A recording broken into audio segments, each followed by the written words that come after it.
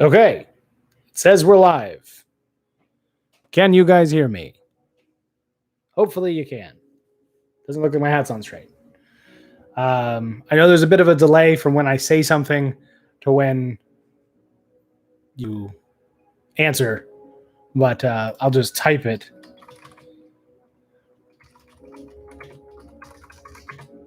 I don't know how to spell.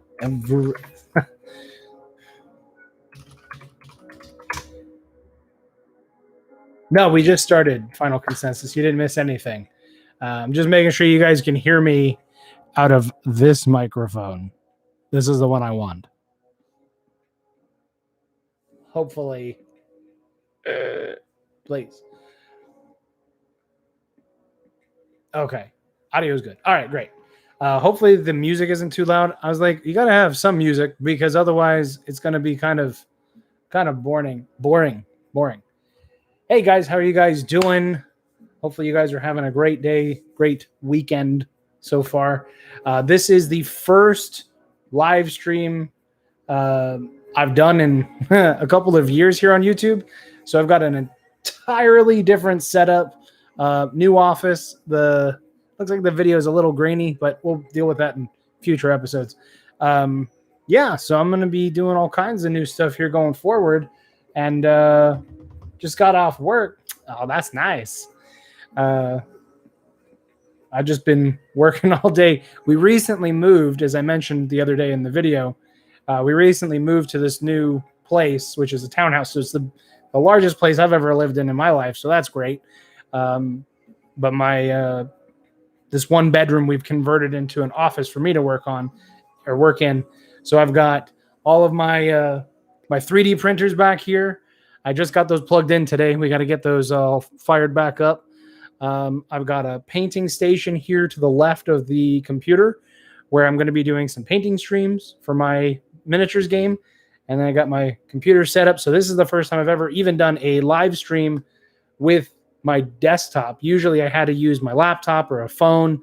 So this is the highest end we've ever done yet. So that's great. And we're back on YouTube. So that's also good, right? So I'm going to try to... can you do the Squiggles voice? Hi, guys. It's a little weird when you're on camera, but yes, I still can. I tried the other day and I was like, oh, sweet. I can still do the Squiggles voice for the most part. Take a little bit of work. But yeah. Yeah, 10 years later. Yeah, no, I was looking. I created my channel back in 2008. So it took a couple of years to go partner and to like really actually like grow the channel into something. But and then I came back a couple years ago, and now we're back, hopefully, like legit. There's going to be some changes.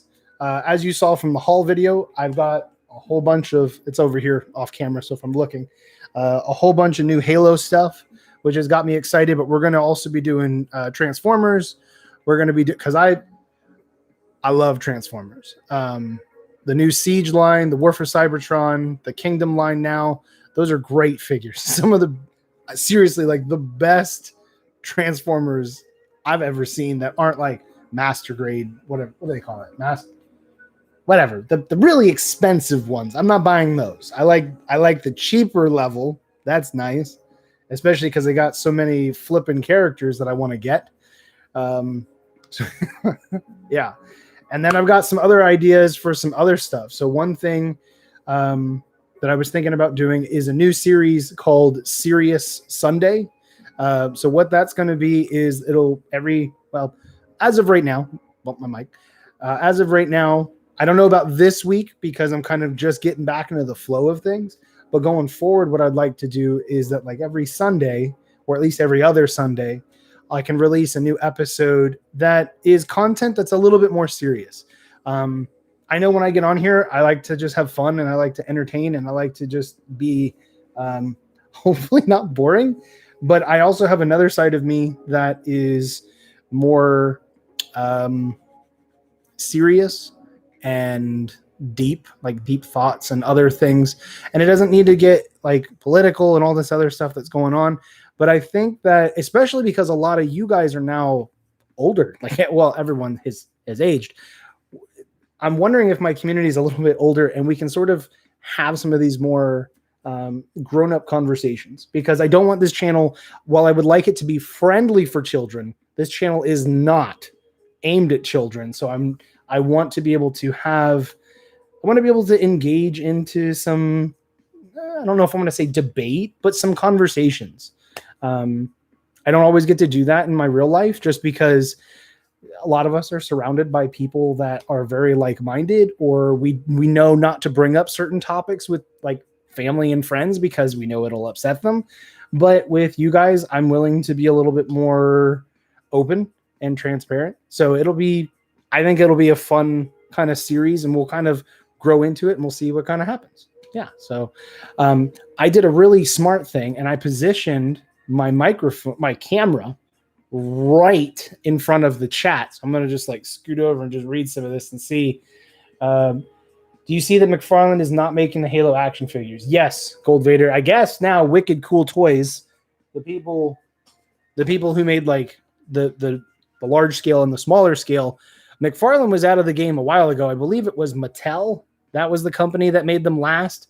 Those weren't that great. The paint schemes it was a lot more kid friendly, which baffles me, because the game, does it say it on here anywhere? It doesn't. I believe Mcfarland used to put like it was mature because it's a mature rated game. So yeah, they sell these on the toy aisle, but like I got a lot of these at Target. Target is booming. Target is really diversifying their toy selection, and they're adding in Gundam model kits. There's some, I've seen like Goku from Dragon Ball Z there as a figure arts figure. There's a couple other things that are being added, which I find really interesting and good, because at least then Target's prices will be lower than some of the more local stores that might sell these same things, but they're going to jack them up like 25%. So yes, I would like to support the smaller mom and pop stores as I can. I don't like being price gouged. So when you're selling things above MSRP just because you can, it's like, well, I don't want to buy from Amazon. I really don't. But I also don't want to only buy one figure when I could buy three because of the way that you inflate your prices and stuff. You know? Yeah. The new Halo line beats Mcfarland and Mattel by a long shot. I bet it beats Mattel. And the Emil from Series 2 is awesome. And I so far, I have not found Emil. That one has me probably the most excited. Kat is just going to be like, for memes, but I still had to get her. And we'll kind of see how things move forward. I'm looking forward to getting them opened and kind of getting into things. I've been doing some freelance jobs the last couple of days, and then we're still kind of like settling in for moving. So like earlier today, this table behind me, which is going to be a place where we're going to be able to play my miniatures game. Maybe we'll do some live streaming for that soon. And it was loaded with crap, and there was boxes. I got rid of a lot of stuff, but I mean, there's still a lot to still do. And I've got 2 closets on either side of my YouTube filming space, and those have to be dealt with. I had to kind of just like store stuff, at least enough to, because this room was packed, and it sucked because in our last apartment, I didn't have my own space. So I had to like commandeer like half the dining room, and then I had a walk-in closet that was my office. So now we have space. So, okay. Let me try to read some more. Zach T Productions. What's up, man? You were one of the first YouTubers I ever followed. I appreciate that. And one of the things that's really cool is that even though I've been gone and I've kind of come back and left and come back and left, is that I still have viewers that actually still care that I'm alive. And there was seriously, guys, the comments that I was reading in my video from the other day, the haul video. I mean, I appreciate it.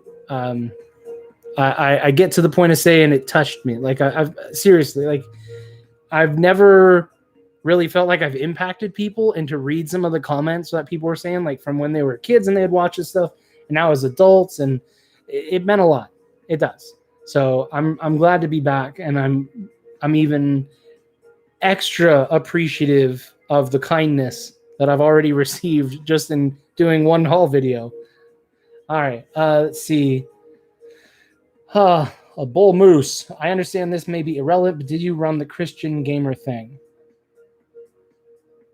Yes. I feel like I did a while ago. Yes. Kind of. Cancer Boy, it's so good to see you back. Thank you. Thank you. And I'm glad that I recognize a few usernames. I know mine's gone through some changes. It was KoBaC 8, and then it was KoBaC, and then all the different channels I had, and then it went to Big Zombie Robots, and then it's back to KoBaC, and it's going to stay as KoBaC, and that's just how it is. All right, there we go. Let's see. I'm just wishing 3.75-inch G.I. Joes would come back. I know some people. I've never been a huge G.I. Joe fan. I was for a while as I was younger, but I know there's people that are still chasing after them too, which is cool because might as well have better toy lines if you can, right? Mcfarland moved on to Destiny. They were doing Destiny and they were doing some other stuff. And honestly, guys, I'm not upset that Mcfarland doesn't design them anymore. Yes, the paint jobs were always great, but I could not stand two things. One, the posing. The posing was terrible. And I need to start this over. The posing was terrible a lot of the time. It was awful. It was awful. And as someone who did stop motions back then, that was a big deal for me. And then the second thing I didn't like was the scarcity. I like that this new line from Wicked Cool Toys is abundant. I do, because I want to be able to make reviews. And then if someone says, you know what, I saw KoBaC's video, I love that, I want to go out and get one, and then you can't find it anywhere, that sucks. It's not fun. You know, and I hate doing, like with Transformers right now, they're having such a scarcity issue. If you don't, basically the way I have a rule right now in my area, if I see a figure and I am like 80 to 100% sure I want it, I need to buy it immediately. Because if I don't, it's very likely I won't see it again. And I don't want to go to eBay and have to pay scalper prices. So I'm not going to do it. Actually, I'm kind of cheap. So I will keep waiting until I find one cheaper on eBay and then I'll nab it. But, you know, still using buy it now. Have you ever acquired any custom Halo figures? I have. I don't have one. Oh, well, actually, I have two, technically. I wouldn't say I acquired them. It was two that I made. I still have my Arbiter, my Halo 2 Arbiter that I painted. It was the Halo 3 Arbiter at the time. This was before Mcfarland went back and copied my idea, but I do have this one still. And then, of course, you know them. You love them. I couldn't possibly sell them. That would be messed up. It's Squiggles, which is also an idea that Mcfarland then later took from me. They painted the Spec Ops grunt. I dropped his leg. His leg broke a couple years ago, so it's pinned now. So it comes off. It's a cool pirate trick, but yeah. Let's see. I was 10 when I saw the Halo Reach Series 1 reviews. Now I'm 20. I still go back and watch your videos. I appreciate that. I seriously do. I recently lost, it was like a couple weeks ago. I got a notification from YouTube because I wasn't really paying attention to them. And I lost my partnership, which I had for 10 years or something, 9 years. So I am in the process of trying to get that back. But yeah, and the way that I'm missing it right now is, one, I wasn't posting videos, which I'm back anyway, so that's redundant. And two is I have to increase my total watch hours, and I don't know what the cycle is, maybe 30 days or something, to 4,000 watched hours. So right now, I just checked, we're around 3,300 watched hours. Subscribers isn't an issue. I'm way past the 1,000 threshold, but I got to bump up those views. But, you know, then we got to just have videos to watch. That's on me. All right. Let's see. The only customs. Do you have Instagram? There are ways to mod the 112 ones for better articulation. Oh, I'll have to look into that. I do have an Instagram. It is Revelations Universe. I guess I could say this. Instagram account is Revelations universe. Boom. There it is. Justin Osprey, you've been a huge inspiration for my writing. Rise of the Inquisitor was awesome. I appreciate that you read that, Osprey. And I've got 3-4 other novels, and I'm going to be working on another one for Revelations. So if you guys haven't seen those before, the Rise of the Inquisitor, I actually have that right here. And I know the chat's going to keep moving, but I wasn't really sure how active we were going to be tonight. It was great. We have 13 people. I know that's not many. I know there's other people that got a bunch, but I'm happy to have it with you guys, 13. So this was Rise of the Inquisitor. There's a digital and a physical version available. You can buy them from Amazon, or you can buy them through my website. So yeah, that's a thing. I'm going to keep scrolling so that I don't... Oh, no. Oh, no. Remember the huge Halo 3 figure haul that had like 20 figures in it? That was a favorite. Should hold. Yeah, Mr. Tree. That video still... I checked the analytics 2 months ago or something just for giggles. And I got on there and I checked. And that one huge haul video that I have is actually one of the biggest videos I ever had. Seriously. Which is crazy because at the time I was just making a haul video. I wasn't really putting a whole lot of thought into it, but that thumbnail just looks so attractive with all the colors because all the Spartans and all the other figures, and people still comment on that video. Yeah, so it's still a lot. Let's see. Zach D Productions. I'm friends with you on Xbox too, I think. Come to think of it, you guys need to be careful on Xbox because currently, and I'm actually thinking about trying to change this and try to fix this. But right now, I'm not even using Xbox. So if anybody's friends with me, I'm not an active account on Xbox. I've been playing PC. I'm kind of a scrub. I'll still use a controller, but I play on PC now because I can play Apex Legends. I was thinking about getting Master Chief Collection so that we could do some live streams. You know, that might be fun, maybe. And yeah, but I got a message from somebody, and they told me that they were playing with me on Xbox the other day, and I'm like, no, you weren't. I haven't played Xbox in months, at least not online. I haven't played online in a long time. And he showed me the chat. So there is somebody out there using a misspelling of my name, but I don't want to call them out on it. Too bad. But they're out there posing as me because the viewer was telling them, he's like, hey, man, you know, all this stuff. And the guy was like bouncing back like, yeah, I remember making videos. It was great. And I'm like, you bastard, you're on there using my name. At least he was being nice, right? He could have been a jerk about it. And I don't have to set the record straight different, but yeah. Let's see. Where did you get the name KoBaC from years ago? Does that have a story behind it? It does. It actually does. It's going to sound extremely silly. Okay, chat's not too bad. I can do this. So I came up with KoBaC because I was trying to play a different online game years ago, and I couldn't think of a username. The one that I normally would use was taken, strangely enough. And I'm like, okay, well, I'll just make something up. And I came up with KoBaC, and funny enough, it stands for, you're going to laugh, or you're going to think it's stupid, King of Beef and Cheese. So then when I came to YouTube a couple years later, KoBaC was taken because I guess it's actually a name in parts of Europe. And I'm like, okay, well, we'll just continue and add the name.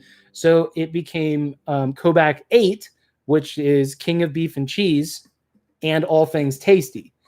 And it was just a thing. And I kept it a secret for a very long time, but I'm like, what the heck? We'll just, but yeah, that's what happened. Me and my friends used to want to make stop motions and do content like you did when we were kids. I was so surprised to see the new video after revisiting New Beginnings for nostalgia not long ago. Yeah, actually, there's been a number of people who've been commenting saying, I was just looking up KoBaC stuff the other day or just like a week ago, and boom, there's a new video and it's awesome. I'm so like, it does mean a lot that you guys would not only remember me, not only be excited that I'm back, but that you were still watching this stuff when the channel was dead, when it was dormant. So that's super cool. Let's see. Ravage the Jaguar. 3 of my fave videos of yours are the UNSC Trooper 2-pack with the crappy arms and the Flood combat form, and then also epic mail fails. Yes. You remember when they were uploaded? Man, you were back from the day. Let's see. I'll be honest, I haven't collected Halo figures since the Halo 4 line, but always interesting to see what they do these days. Yeah, I've been looking at the Halo figures for months because, like I said in the video the other day, I had seen them right before Christmas, and I'm like, it sucks because now they're launching the Infinite line of figures, and Halo Infinite was delayed. That was the last time that it was announced that it was delaying again. So I'm like, obviously they had the toys in the works and they had to release them, and then the game was delayed, but they still got to sell the toys. So it kind of sucked, but hey, there's at least, like I said, a lot more figures. Even Mattel was a pain in the butt to try to find. Like a lot of these stores, I don't understand. Do you want to sell product? Do you want to sell something? You get like one case in, it sells out immediately, and you're like, well, we'll buy the next wave when it comes out. Like, why wouldn't you buy more? What the heck? But I know it has to do with distribution and stuff, but it blows my mind. Like I was saying, in my area, for months since Christmas, Transformers just sell out in my area. Yeah, the Bumblebee Cyberverse or whatever, that doesn't really sell so good. But like anything to do with War for Cybertron, Sears, Kingdom, it's gone. Earthrise, gone. Buy more. Put some on the shelves. I don't understand. It drives me crazy. I feel bad that I'm like trying to buy something and there might be only like one in that whole store. But yeah. Do you still have Tim from New Beginnings? I don't. I sold him when I sold basically everything else. I sold my collection down to like literally 4 figures. The Squiggles, the custom Arbiter that you guys saw, and one of the updated, what was this? This wasn't Legends. It was from Mcfarland. It was towards the end when they were doing like the updates of things, where they did like an updated Halo 3 Master Chief. I love this figure, and I wanted to keep it to pose with the Arbiter. And then one of the other things I have, it's got crud stuck to it, is one of the old Joyride Combat Evolved Master Chiefs that actually one of you guys, I cannot remember who the person was who mailed it to me, but that was actually a fan send in. And actually I have a couple of other things. I got to find them since we moved, but I have some other stuff that fans had sent me. I kept a folder because years ago when we were doing the epic mail fails and I was getting pictures of people that people had drawn and mailed in and stuff, I kept like all of those. It didn't feel right, even though I was leaving YouTube. It didn't feel right to throw those away. So I actually have all of them, and I might do a video at some point to kind of just show them off. Hopefully not to embarrass anybody, but just to, it's like a time capsule of sorts. And yeah, I thought it was cool. And there was another thing, somebody had designed a foam Magnum. I think it was from Halo 3. And they mailed that to me, and it actually has like a removable mag and stuff, and it's awesome. It's awesome. And they made it for me, and I was like, this is so cool. I felt bad that they sent it to me because I'm like, how much time you must have put into it. It's one of those other things that like I couldn't get rid of. I got to find which box it's in because, you know what? It's probably in that closet. But anyway, I'll have to get that another time. Let's see. The only reason I asked was I watched the Rick Graham channel and thought something bad may have happened. No,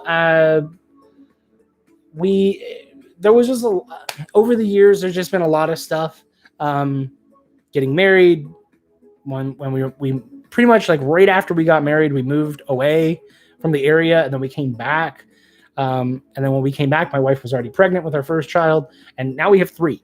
So we just had a newborn back in December.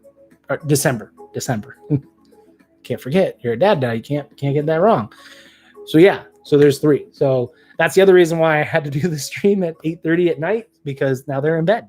And there's just been a lot of other changes. I've changed careers. I've changed direction. Trying to do Revelations full time. I'm still trying to build that up. We're making progress. I got a Kickstarter going right now for the game, which the game's already live, but we're doing a Kickstarter kind of special promotion thing. I've got 5 novels out, and I'm trying to update one of the other novels, so we'll be back at full 5. But then also moving forward with new stuff like doing the painting stream. You guys can't see it. I keep pointing to stuff off the screen. You guys can't see it. The painting stream and other stuff. So nothing bad has happened. I've gone through different phases of personal growth as well. And I had gotten to the point where I was upset with YouTube, not because of you guys, but because of things and pressure I was putting on myself to try to do with YouTube. And that wasn't a good thing. And it was also just the lack of ability to make YouTube videos. Where we were before, I had to film out in this. We had one wall in our family room that had space for me to put a table.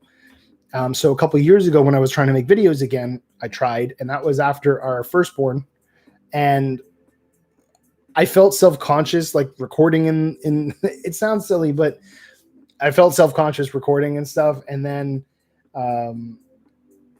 just trying to deal with if the baby's making noise in the middle of a take, then I have to redo it or I have to edit it, and that adds extra work. And there was just a lot of stuff going on, and I was just like, it just wasn't working. Now it's a totally different setup. So now we're able to kind of move forward in a different way, and I'm really excited to be able to do that. Wow, the chat was much further down. Oh my gosh, I'm gonna have to speed up. You should totally continue the New Beginning stop motion series. Oh my gosh, pressure. There it is. Feeling it. I was really young when I discovered your channel before I even had a YouTube account. Now I'm almost 25 doing music reviews. Oh, Zach, you're making me old. Stop it. Stop it. Don't make me old. The kid, thanks. Yeah, I'm glad to be back. I'm glad you see me back, that I'm back. Yeah, right. Dude, that Master Chief Collection stream would be sick. Now, that's something I would like to do. I would like to do that if you guys are interested. Get Master Chief Collection since cross-platform with console. Hey, I didn't know that too. That would also be nice. I'll have to look into that. Are you going to watch the Bad Batch series? I might. I am a little... As much as I am a big fan of Star Wars, I did not like the sequels. Different conversation. The Clone Wars show is amazing. I grew up with the prequels, so, you know, like, I'm kind of like the Clone Wars era is like my thing. But the sequels were just awful. Anyway, other subject. I'm really not happy with the way that Disney has been doing some things, so I've been on the fence. We've currently canceled the Plus account. So we'll see. We'll see if it kind of depends. I'll probably wait and see what other people are saying. If they're like, man, the Bad Batch is amazing, I'll wait till it's over and then get it for like a month and just like binge a bunch of stuff and then cancel again. Let's see. Rafnot Lewis. I hope I pronounced that right. I love watching your reviews. They were very funny. My favorite was the Halo 4 Elite Zealot review and the energy spoon. Yeah, there's a bunch of like weird stuff from back then. When I look at some of this stuff, I cringe a little bit at it. I'm glad you guys love it because now it's just like I was thinking about. I was like, okay, look, I'm gonna come back. I'm gonna start doing YouTube videos, but like, how am I gonna do it? Because I remember what I used to do when I was in college and graduating out of college and recording at my parents' house where I lived then. And I'm like, man, I don't know if I can get away with doing some of that stuff now. It would just seem a little bit extra cringe because a little bit more dad face and stuff. So I don't know. We'll see. No.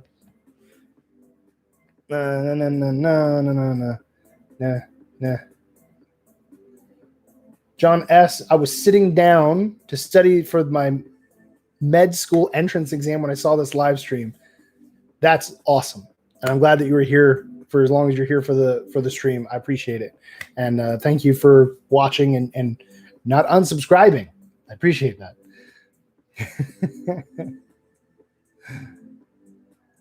Oh, Justin Osprey, we follow each other on Instagram. I'm the fellow who made the fan art for the Keeper of War. Okay, awesome. Seriously, still awesome to have fan art for something I've created. That's awesome. Seriously. I know it.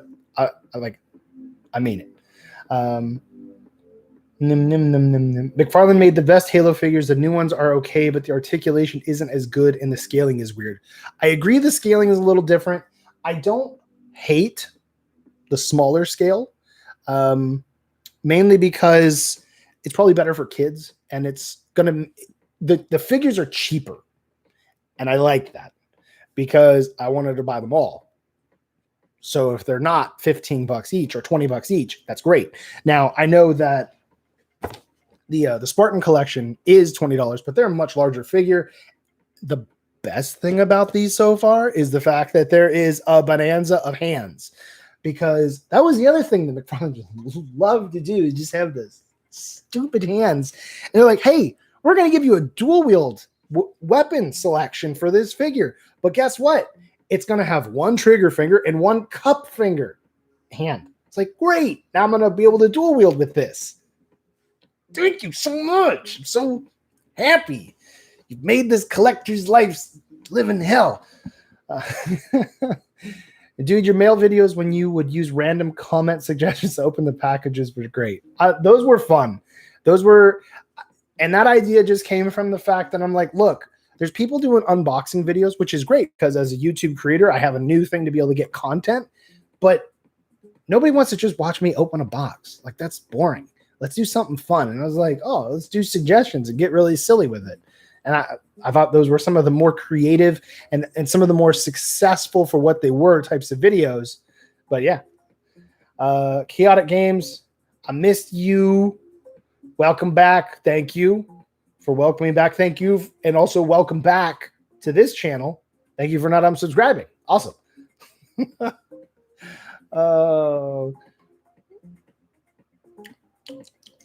Oh my goodness. I scrolled and then it got bad. No, I lost my spot. Oh, I'm back.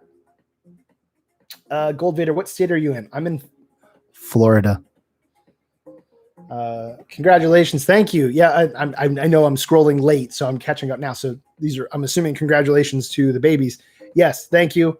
Being a dad is great. It is work, but my wife helps out a tremendous amount, and she's very supportive of me. Obviously, I have an entire bedroom that is now an office. So it's very important to find a spouse that is supportive of all the crazy stuff you try to work on. Because I've always been very entrepreneurial. I try to make the YouTube elements very fun and entertaining for you guys. But as far as like all this stuff, like it is an investment in all the lights and all the equipment and setting everything up and trying to make it all look nicer. The microphone, I got that for Christmas, but still I asked for it. All this other stuff. But yeah. I agree with John. The mail videos with the Tool of Destruction were so awesome. It was another dream of mine to have my tool choice featured. Speaking of which, I've been selling off my Transformers collection. So if there are any figures from the older lines that you want, let me know, because some of them haven't sold and I'd love to donate a figure or two, maybe to have a modern mail video. If you want, what is the best way to email? Well, we could use the business email.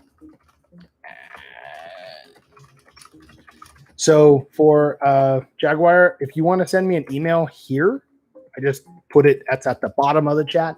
If you want to contact me that way, because YouTube years ago used to be great for being able to do messages and comments and all kinds of stuff. And then they decided to just mess it up. So now me trying to navigate the message side of things is like pulling teeth. And oh my gosh, I don't know how many of you are creators, like how many of you make YouTube content.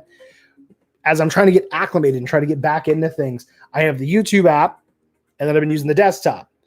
They don't look the same. And then they got YouTube Studio and it just, why it used to be so streamlined, so easy. And now they're like, hey, let's give them more tools, which is great, but we're going to make it 5 times harder to navigate. Yeah.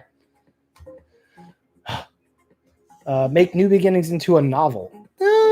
Well, what I would do, Gold Vader, is that if I did make New Beginnings into a novel, one, I couldn't do Halo because writing a novel is a lot of work, and I'm not going to write a novel that I can't actually do something with.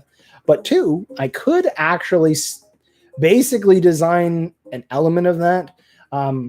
Besides the Revelations universe, which is like all this map, all this artwork, all this other stuff behind me, I am designing another game, which I sort of mentioned in the whole video, called Field of Legends, which is going to be this huge heroic skirmish game. Well, not really huge. It's going to be a team-based skirmish game, but it's huge in that there's going to be characters from across time, space, and genres all brought together to fight on the battlefield. So it's going to have ancient Spartans. It's going to have minotaurs, samurai, all kinds of, there's aliens, which is like diverse. There's all kinds of different types of aliens. There's mythical monsters. There's all kinds of stuff, both modern and historical. There's a dinosaur, a baryonyx, which is a sick model. I wish I could show you right now. The baryonyx is amazing. The modeler did a fantastic job. We got it done recently. And so it's going to be a really fun game, but that New Beginnings could sort of fit. I could see how I could make it fit with the sort of the elements of the characters and kind of what it was going to be, kind of make that fit in there. And that would be something that would be functional and entertaining. Yeah. I scrolled too far. I was a kid when I first found you without a YouTube channel. Now I'm 24 and just making YouTube partnership. That is awesome, Chaotic Games. Seriously, congrats on that. Being a YouTube partner is a big deal. I'm very glad I held on to it as long as I did, but hopefully I'll be able to join the ranks back with you later. The Bad Batch is basically Clone Wars Season 8. I wouldn't be upset with that. I really wouldn't. Unfortunately, it's not cross-platform. Oh, okay, Master Chief Collection with campaign, but it is with multiplayer. Well, that's pretty good. It's going to be fun. That'll be fun. We can do some cool stuff later. I was just a young man when I discovered your channel. I'm 50 now. So still pretty young, I guess. The Leathery Man. I remember you. Yeah. You. Hey. Thank you for being here on the live stream. Speaking of reviews, I love that Halo 3 Helljumper Spartan video. Yeah, we had different things that I was able to experiment with. I really wish, looking back, it ended up being the right thing. But there is a part of me that still struggles with when I left the first time, because it devastated me. It broke me. I actually went through like a mild bout of like depression, like all kind, like it sucked. It was bad. Something I had worked years for. I'd spent all kinds of money, which for me back then, like a couple $100 was a ton of money. And I hired an assistant and all that. So it was a big deal. And then YouTube's algorithm changed, and I didn't know how to deal with that and how to cope with it and how to adapt to it. And it just messed up like everything. So when I needed views in order to make money, like the views just tanked like overnight. It was awful. Like you could just tell, like at one point, like we kept going up and up and up, and then just down. And it sucked. And I wonder now, like, where could the channel have gotten? Like, New Beginnings would have been continuing. There would have been reviews, obviously, for all these years. There would have been all kinds of content. And now, there's not. But, God is good. And there's still a lot of other things that have happened, like Revelations. Became a manager at Chick-fil-A for a couple of years, which taught me a lot and helped me to get a little wiser and a little more experience out in the world. And a lot of other stuff happened, good stuff, but there's still that part of like what, like when you make a decision and you go left when you could have gone right or something like that. It's like, well, what could have happened? But, let's see. How big are the Smallo Halo figures? So I was going to open one of these, but at the moment, so like I've been showing the Master Chief, and then I can sort of compare it. So this, if you could hear me, this is the Elite Warlord. Yeah, I love that name. That's so good. That's an awesome rank. But you can tell that there's a definite scale size difference. So, and the Covenant, the elites, would be larger than like the Marines, and the grunt figures and stuff for the smaller scale. So you can tell there's a substantial difference in scale, but the difference in price is that the smaller scale, if you buy a single figure, is $10. You buy the larger scale, they're $20. It's fantastic, especially for kids who don't have that much money. I know, again, it's for a mature rated game, or for collectors that are in college and need some extra money. Being able to buy a $10 figure of a character that you love from a video game is awesome. I think that's a better price point. I'll see when I open them kind of what I feel. If we need content later, I might do one here now. But anyway, there is a bigger difference with that.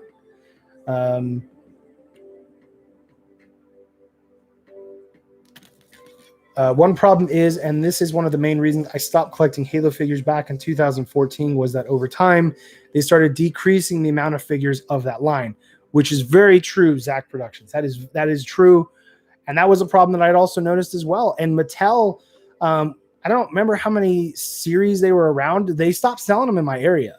Like I just didn't see them. Now, granted, I didn't go to the toy aisle as much for a couple of years, but I didn't see anything about them. I didn't hear anything about them. I don't think they ever really took off. And why? Because the quality wasn't that great. They wanted to focus on, oh, you can change the armor like in the game. But we cut corners on everything else that mattered. And it's like, well, if you're going to do that, it's going to be a problem. Really, it is. And, one thing I don't get, and one thing that Wicked Cool Toys technically has solved, is that when these other companies make these Halo figures, they don't make enough of the army building side of it. So yes, Halo is super, super popular for its multiplayer, but there's a lot of people, a lot of players who love the campaign. If you can ignore Halo 4, I didn't really think that campaign was the best. Halo 5, again, is okay. The mechanics was better, in my opinion, but it was all right. But the being able to have like in Halo Wars, why has no one made those Brute figures? Those are amazing Brute figures. I think they tried to make one of them, but I mean, it wasn't really like enough to do like an army build. It was such a big deal back in the day because I had like 8 ODST guys. They were terribly posable. Like the articulation was trash. It really was. It was absolute trash. Mcfarland could do an amazing of detail. But you're like, but can it look like it's running? And you're like, well, it can look like it's running if it was drunk. I guess that's good. But it was such a big deal that I had 8 ODST. It shouldn't have been. There should have been a bonanza of ODST. But you know what they do instead? Spartans. Just Spartans. And it's like, okay, I get the multiplayer side of it. But like, how many people are buying and like the collecting these figures? And then are like, you know what I want is 8 different Mark 6 armor Spartans. Just different colors. Just different colors. And it's like, like it's okay. It's not the worst thing ever, but I don't know. Let's see. Cancer Boy, sometimes I'll go back and watch your old reviews. They are so great. Well, I appreciate that. I do. I at one point, and you guys are going to sound kind of shocked, especially now that I'm back. There was one point when I was mad with YouTube and I was thinking about just deleting everything. Every single video I ever made, just goodbye. It was because I started getting notified that when some of the playthrough videos that I did were being hit with, oh, you don't own the Halo soundtrack. And you're like, yeah, no flip. None of the toy gamers or the video gamers do. None of them. Yet they can still have ads. That's fine with them. But the companies that were claiming to own my content wasn't Bungie, wasn't Microsoft, wasn't 343 Studios. It's some random companies that were saying, oh, I own the audio to this video that this YouTuber made years ago. And I was getting so fed up with it that I was just going to delete everything. And yeah, Grunt Zone. Yeah, thankfully I didn't. But I might even still go back and delete those older videos. I might just keep them at this point. It's fine. Yeah, I'm irritated somebody's making money off my stuff when they didn't make it and they don't own it. But it's still kind of just more of like for the fans kind of thing at this point. It would just be because of you guys. If you guys would want to still see it, and I'd leave it kind of thing. Now with Twitch and with other things, I'd be able to do streaming and be able to do content like that. And we could have like a great time. I know some people won't enjoy that. But you know, it's some different type of content that can be created and yeah, you know, it's good. Yeah.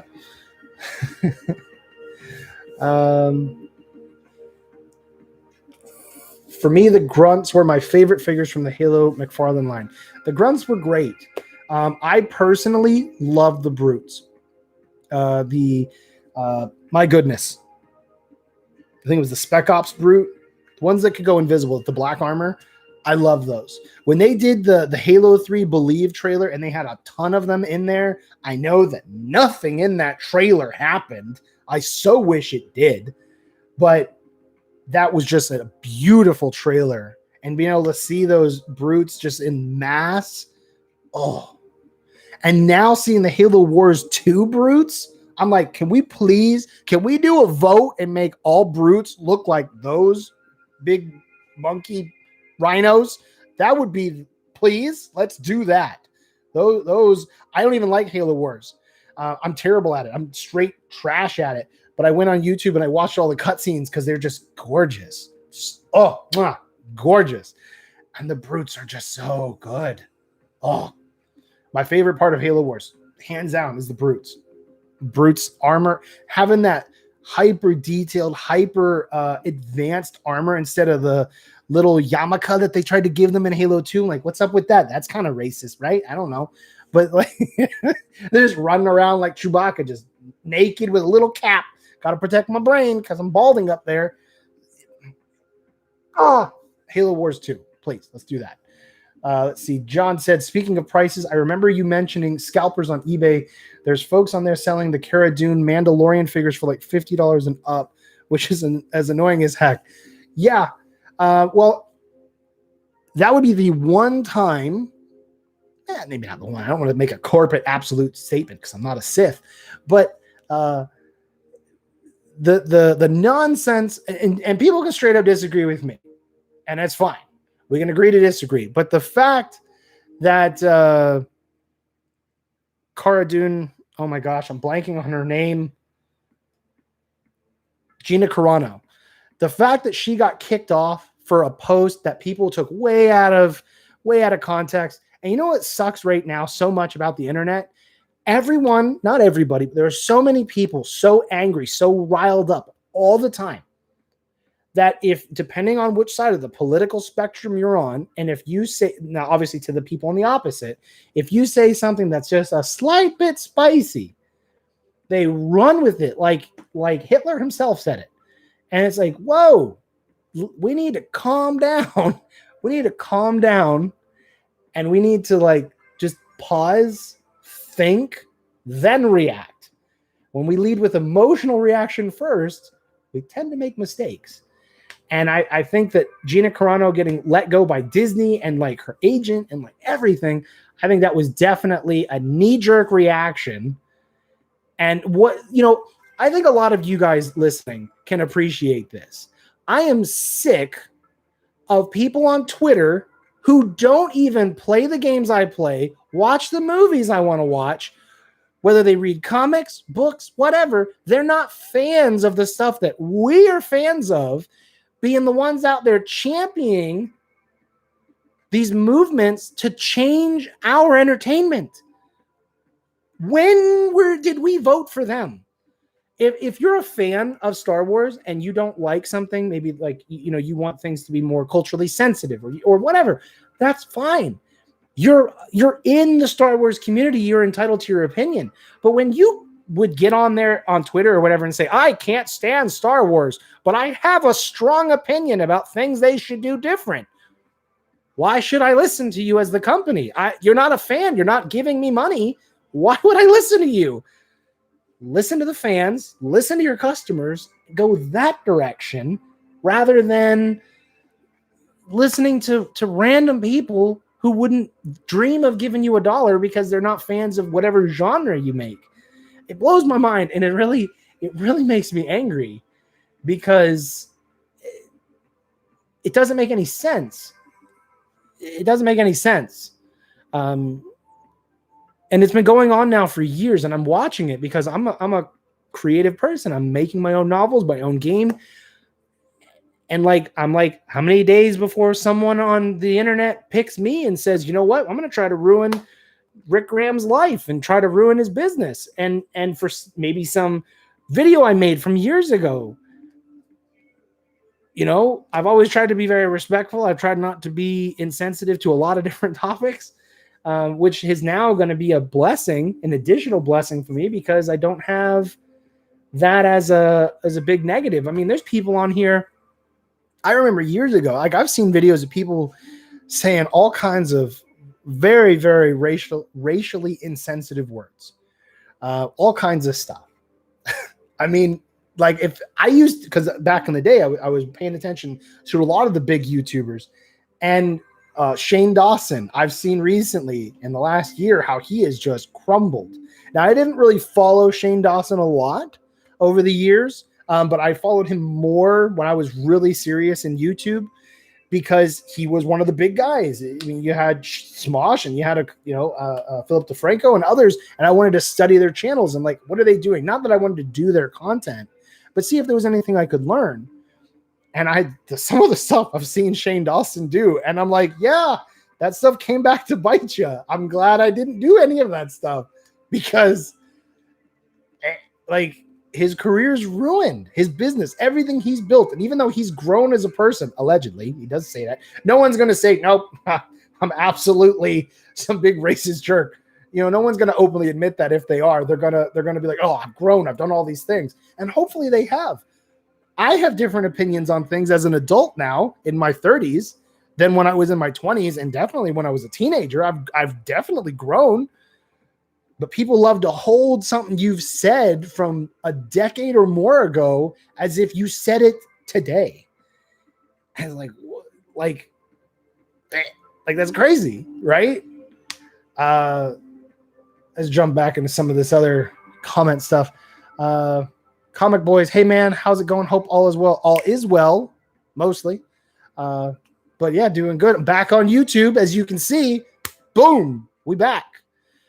Gold Vader, do you remember Rich Review? I do. That channel didn't last very long. I didn't last. It wasn't that. I got the first Halo Wars once it was on Steam and played through it again. Yeah, one of my brothers, he still plays Halo Wars 2.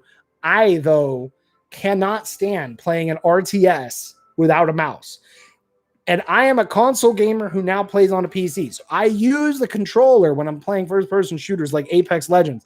But if I'm playing an RTS, anything like Civs, I need a mouse.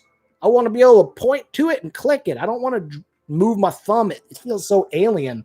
And that's just why I've never been good at Halo Wars.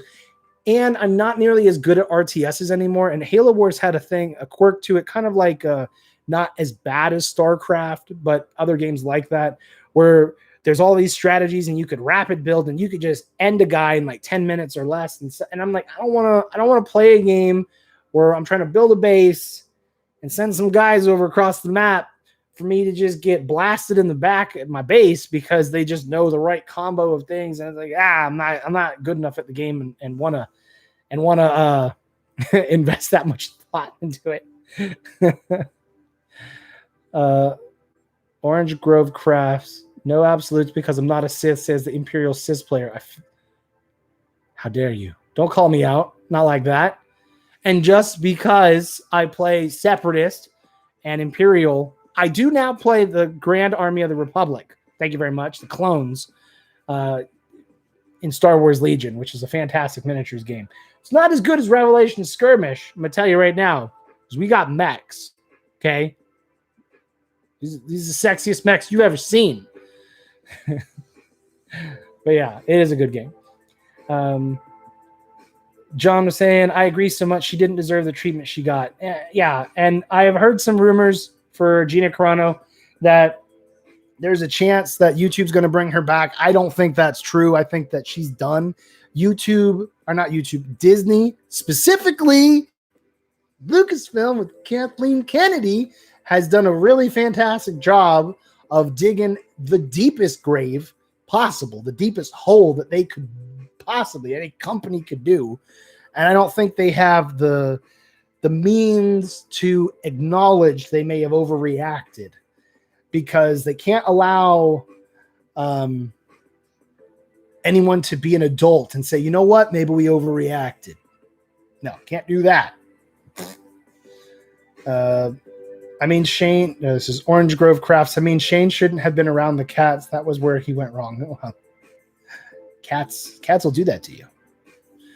Zachary, identity politics ruins movies and TV. That it does. It's disgusting. It's stupid. It changes literally no one's opinion. And actually, I believe that right now, because things are getting so flippin' heated, you got so many people so angry that it's causing a deeper rift. And now you're going to have people that'll be adamantly, I'm not going to watch anything that a Republican does. And then you've got the other side saying, I'm not going to watch anything that a liberal does. And instead of being able to be a country, we're going to be two camps, which you can argue we've been for a long time as a nation. But it's where are we going to be as a nation, as a people, when we can't be like, yo, I disagree with you adamantly, but let's go get a burger. You know, I'm hungry. Like, we're going to lose that. I think in a lot of ways we already have. The virus has only made that worse because of it's just another huge point of pressure that's causing further rifts. And it's terrible. It breaks my heart to see my country going through this. It really does. John says, I'm still subbed to Rich Reviews and Revitron. Oh, Revitron. Yeah, Revitron. Man, that was my attempt at being able to build a community review channel, for those that don't remember. And it didn't go very long.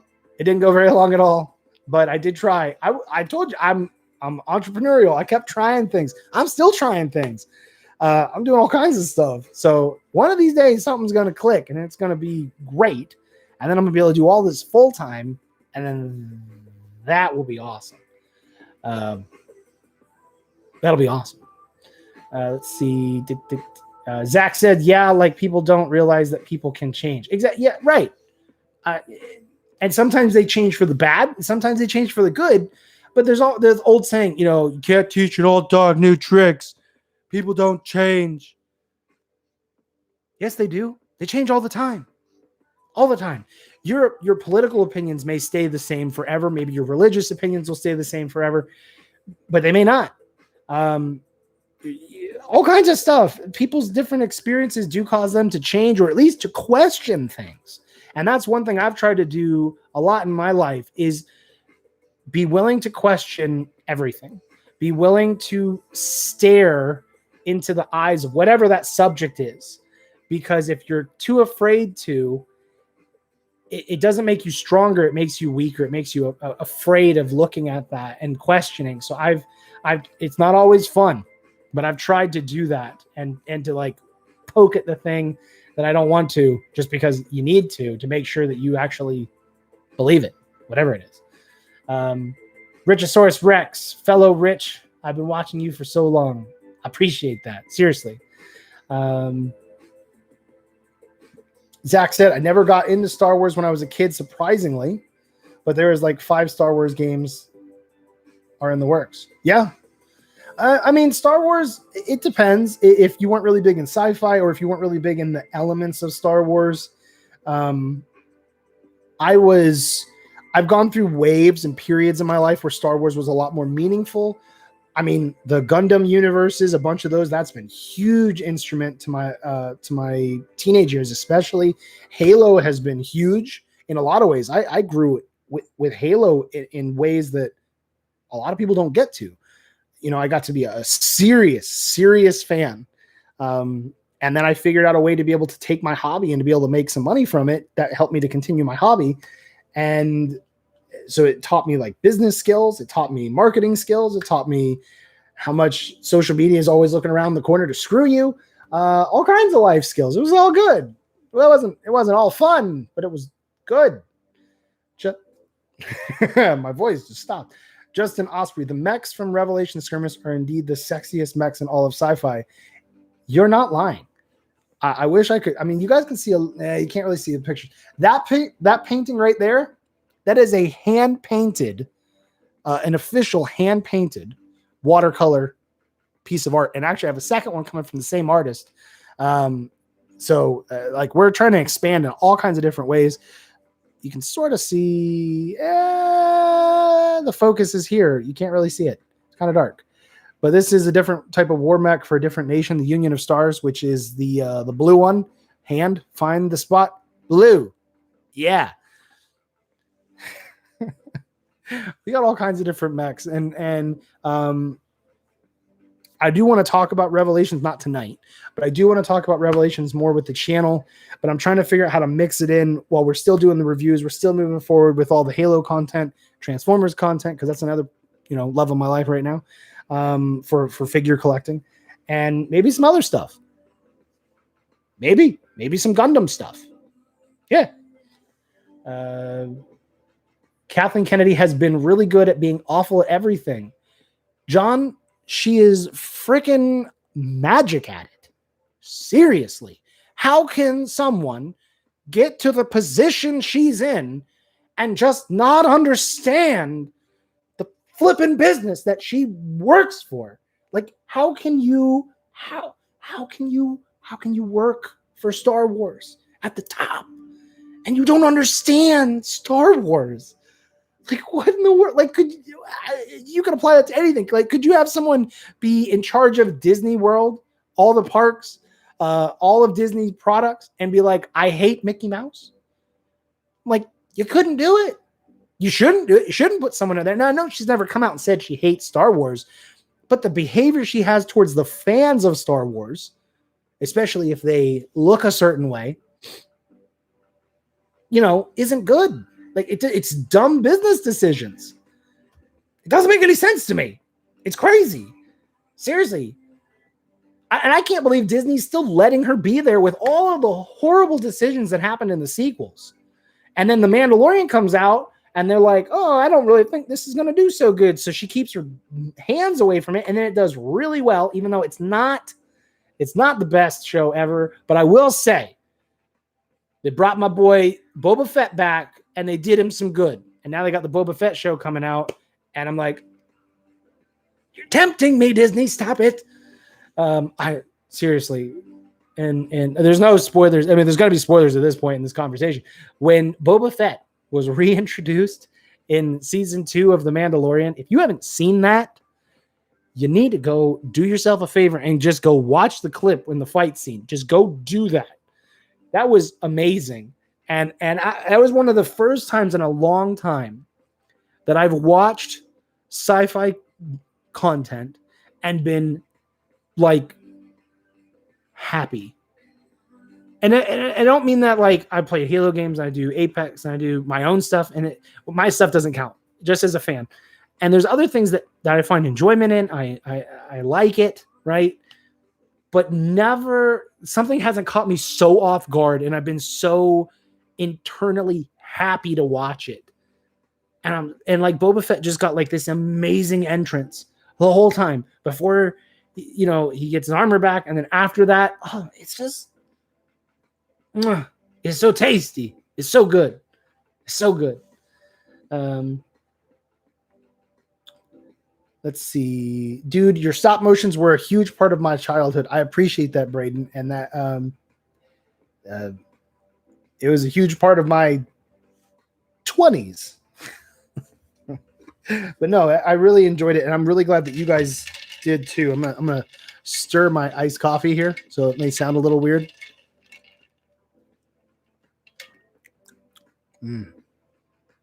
That's good. All right. Whoa, there's a lot more comments now. I scrolled. John said, were you at all excited for the Coder remaster? At least I think that's what it was. I believe that's a fan project, right?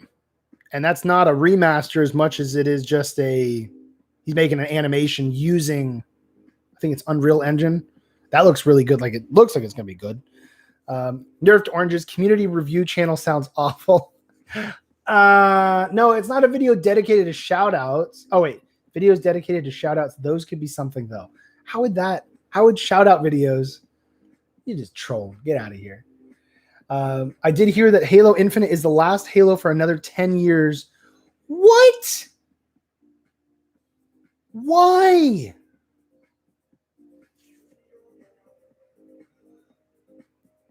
They make us wait. Was it 6 years to release Halo Infinite? And they're going to be like, peace, guys. I'll see you in the decade. Why?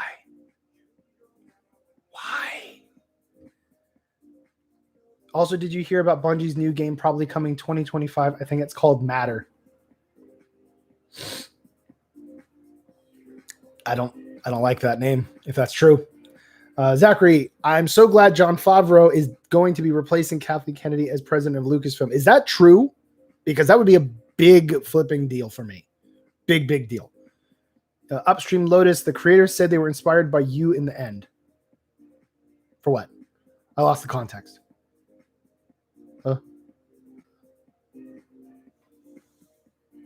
I remember watching that one with a friend. I tried to edit the comment but deleted it. Wait. What? You're gonna have to tell me. Oh, that Halo Flood Awakening stop motion? They said they were inspired by KoBaC in the end. So, I'll have to go and watch that. Thoughts on the recent Call of Duty games? I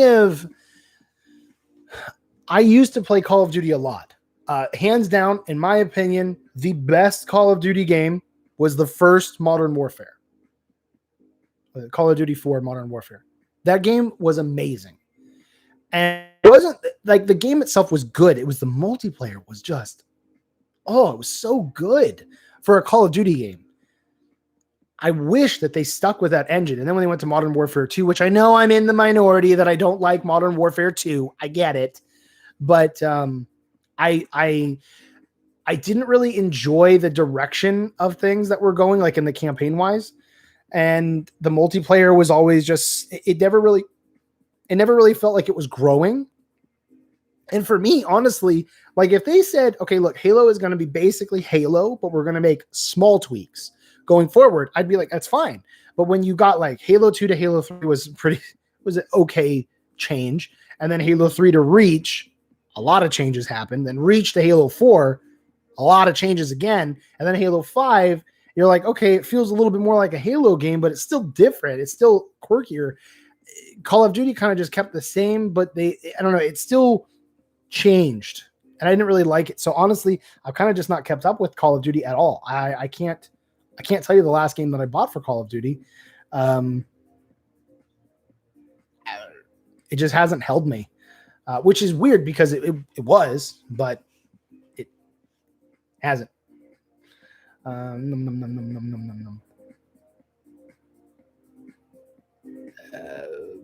Micah McComb, still remember your Halo figure reviews. It was so important to me, and I still have every Halo Elite figure. That is awesome.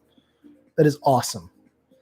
Rafnot Lewis, you mentioned Gundam. Do you have any model kits as of the moment? If so, do you have a favorite? I actually have a lot of model kits. My favorite, if I picked one of the model kits that's assembled, my favorite would be the Dom Tropin, the desert version. There is something about this big burly mech loaded down with weapons and missiles and all kinds of ammo that just speaks to me. The things that I love the most design wise for Gundam, especially if you go to the traditional, I think, Universe Century, is Xeon. I think they've always had the sexiest mechs. Their mecha, their suits are just the best looking. You can fight me all you want. The Guff custom is beautiful. The Dom Tropin, the if I want to pronounce it correctly, the mobile armor, the new Azil, the big huge green one. Oh, so good. So good. They've been a big fan. I've also really liked Gundam Wing's designs. Have always been really good. And I've been on the fence. And actually, I was going to ask you guys. I know they have the Gundam action figure series that's out right now. That's like at Target and stuff, and Walgreens and some other stuff. So I have Death Scythe from there. But I kind of didn't really invest too much into any of the other figures because they don't come with nearly enough accessories for their price point. They're $24.99, and they come with like one weapon. No hands. That's it.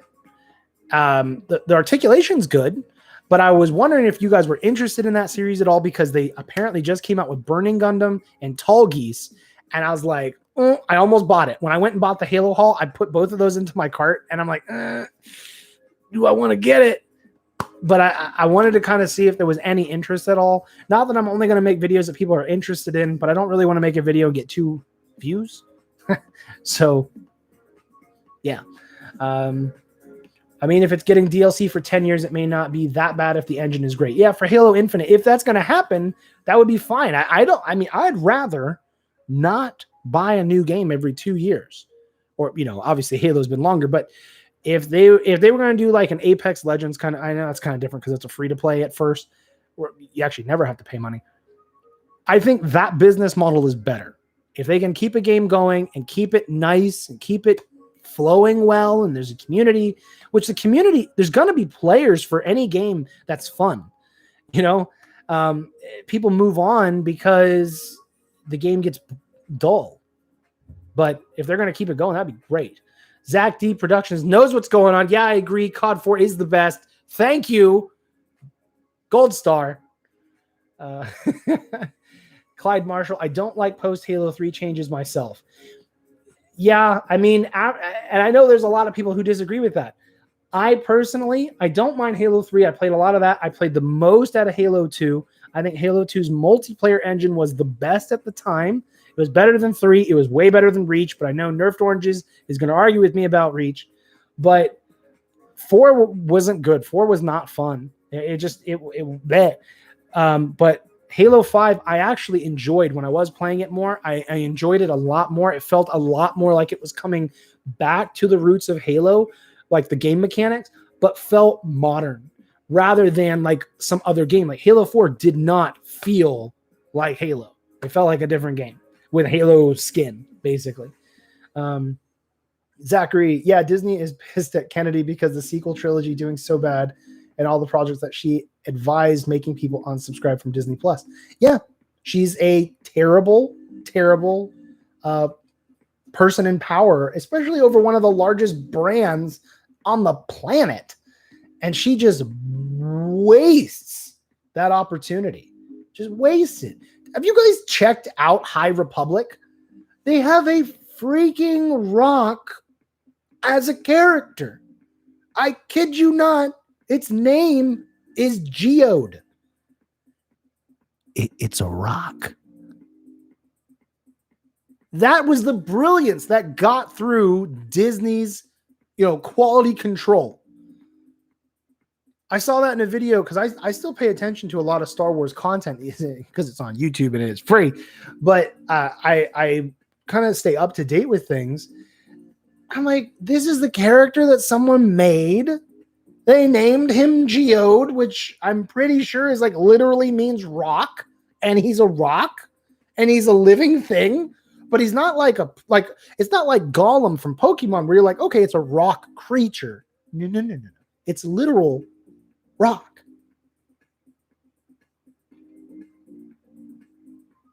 That person should have been fired for suggesting that idea.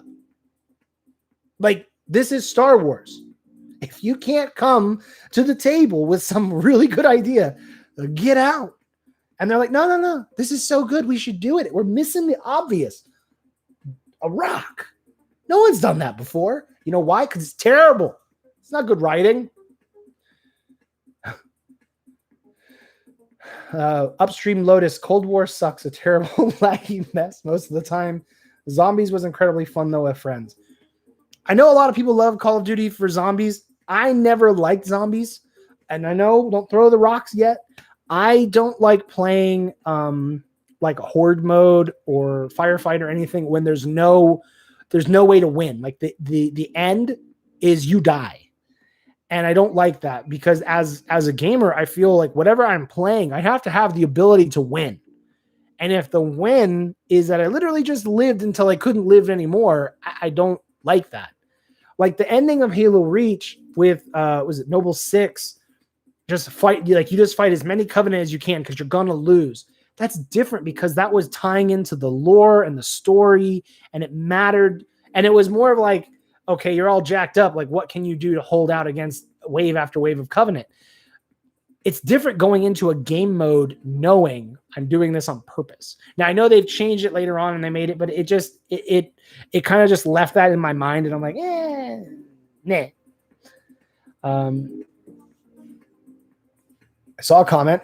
I'm going back. Game player, I got to the stream late, so I don't know if somebody already asked, but would you ever do a video just discussing where your Halo, I'm assuming you mean New Beginning story, would have went from the beginning to end? Because you said Halo Revelations, and I don't remember that project. Do I? Do I recycle my ideas? Am I a creative hack? Nerfed oranges. I believe the new 144 Sazabi kit is pretty good. I bought it for a friend, but he hasn't had time to build it yet. Sazabi is also one of the sexiest mechs, and I need to get one. I don't have one yet. Roger Brilliant. I tried putting one together from Hobby Lobby. It was a Wing Gundam Endless Waltz real grade. It was missing 15 pieces. 15. It's like the people at the factory were eating them or something. Like that's really bad. I'm sorry. Master grade or real grade. I haven't built a real grade. I only stick to high grade right now. The reason being they're affordable. And they usually have a wider selection of things to pick from. So I have quite a few. I need an actual display case. I don't have any room in this new room to display anything. And it's driving me crazy because I thought I would have some. The Leathery Man, Rey Skywalker is Kathleen Kennedy, a scavenger, inexplicably given immense powers she doesn't know how to use, eventually gives herself a title she doesn't deserve or even know the meaning of. Ouch, but true.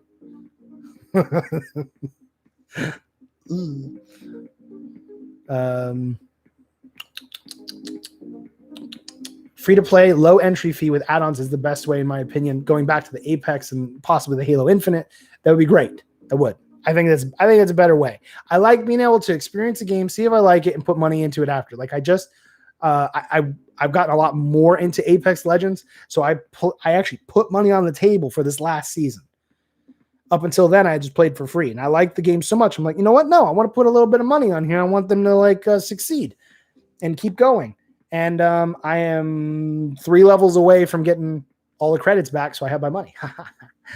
Yes. I've noticed in the gaming world, there's a lot of old franchises that are making a huge comeback. I hope that's true. I don't know if I've noticed too many doing that.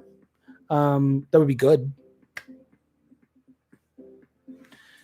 Do you ever feel embarrassed?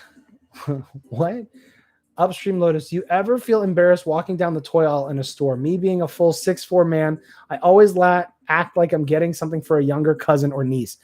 I kid you not, I do feel a bit awkward. And the thing is like for the Transformers, yes, I'm buying the Transformers for myself. My wife knows that I'm buying them for myself. But I'm able now to spend time with 2 of my sons, because we have 3, with my first 2 because they're a little bit older. And so it's a bonding time where I'm able to play with my sons and enjoy the Transformers still. And I let them play with them with me. It's the same ones that are in my collection. They play with, I've taught them how to be careful with them. And we don't, in my house, we don't smash figures. Okay. We don't do that. We don't do no roller derby. None of that. We don't do monster truck rally. None of that. The toys are expensive, right? Because every single toy, if I have to replace a toy, that's money that could have been bought a different toy. So I've taught them how to play with them nicely. For the most part, they've done pretty good.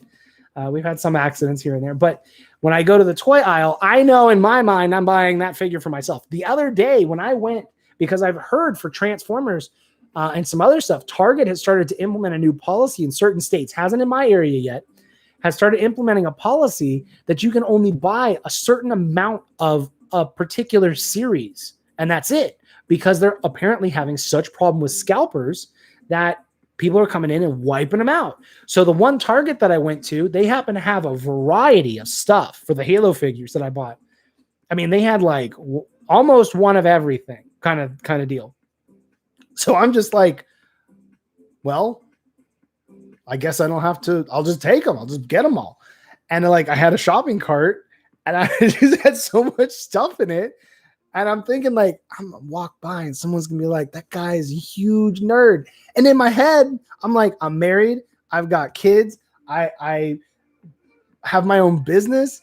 I'm now coming back to YouTube. I've got all this other stuff I do. I've got all these accomplishments. I have nothing at all to be embarrassed of. I'm not out there trying to impress the world. I don't care. But in the back of my mind, I still think there's someone that's probably going to judge me when they see my shopping cart loaded with toys. Like, oh, I bet he's getting them for himself. But normally when I walk down the toy aisle at this point, I think I look a little older. I know I do. When I look at some of my old videos, I look like a flipping baby. But now I think that people just probably would think it is for my kid or something. So I can get away with that a little easier. But yeah, I definitely know what you mean. Now I'm only 5'9". So you being 6'4", you attract a little more attention. So yeah, I still do. Would you be interested in doing more streams? Yes, I would. If you guys are enjoying this, I'd like to do more. I'm probably going to wrap this one up around 10ish, like 15 more minutes. But I like this, hang out with you guys and just like talk about stuff. And like I said, I'm considering getting the Master Chief collection so I could do a live stream and I'll bounce back and forth and try to answer chats. We can do Apex Legends. We could just do stuff like this, or I could do a painting stream. So I'm getting some work done while I'm doing it too.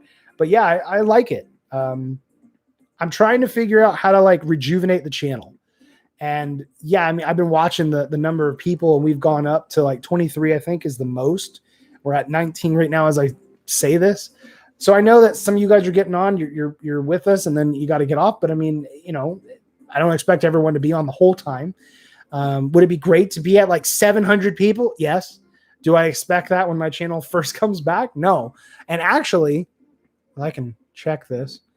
What I am super excited for is that my last video, the haul video that I just did the other day, has over 450 views. So that's awesome. Considering I haven't posted in way too flipping long, to be able to come back with that is awesome.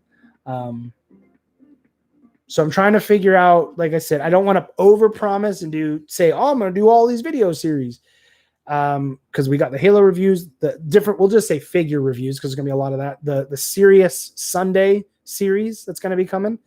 And then whatever else. I mean, I was thinking about doing some movie reviews at some point or other stuff. I'm trying to figure out, I guess at the end of the day, I'm kind of trying to figure out what this channel is going to be. I don't want to like change it from like, oh, it's figure reviews to, oh, we're going to talk about cars and car parts. Cause one, I wouldn't know what I'm doing, but I'm not trying to make that dramatic of a shift. I'm just trying to let things flow and we'll kind of see where we go. Yeah. Upstream Lotus. Yeah, I live in a small town, so I always make sure no one is even near the aisle at all. Yeah, I mean, I've bumped into people that know me at the toy aisle before at Target, but those people actually also go to my local game store. So we're just like, hey, yeah, hey, how you doing? Kind of thing. It's not like weird. Clyde Marshall, I've kind of tuned out of new Star Wars stuff. I just enjoy the old stuff I know I enjoy. I get it, man. I do. Because some of the stuff coming out is just garbage. It's just crap. And it sucks because I don't want to Star Wars is like a big thing, right? And I don't want to just like pass it up, or not really, because I don't want to be involved in things, because who cares about that? When you're an adult, like, no one freaking cares. But I enjoy it, but I don't like the direction that it's going. And I'm concerned that, like, The Mandalorian, especially now with Gina Carano and all that nonsense, but I'm concerned that that's not going to really go that well. And Ewan McGregor has got me nervous. And the thing is, Obi-Wan is my favorite character in all of Star Wars. It goes Obi-Wan, then Boba Fett, and it just kind of goes down from there.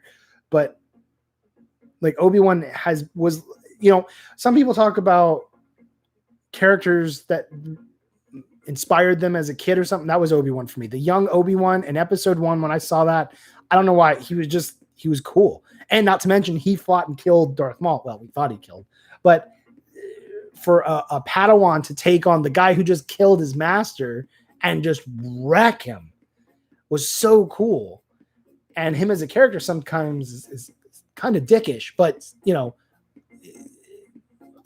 I'm just kind of concerned with Ewan McGregor that the show is going to go off in a direction that I'm not going to really agree with. I hope I'm wrong. I really do. Because a live action Obi-Wan show could be great. Yes, it's kind of in the boring time, but I imagine they're not going to make a show if they think it's boring. So,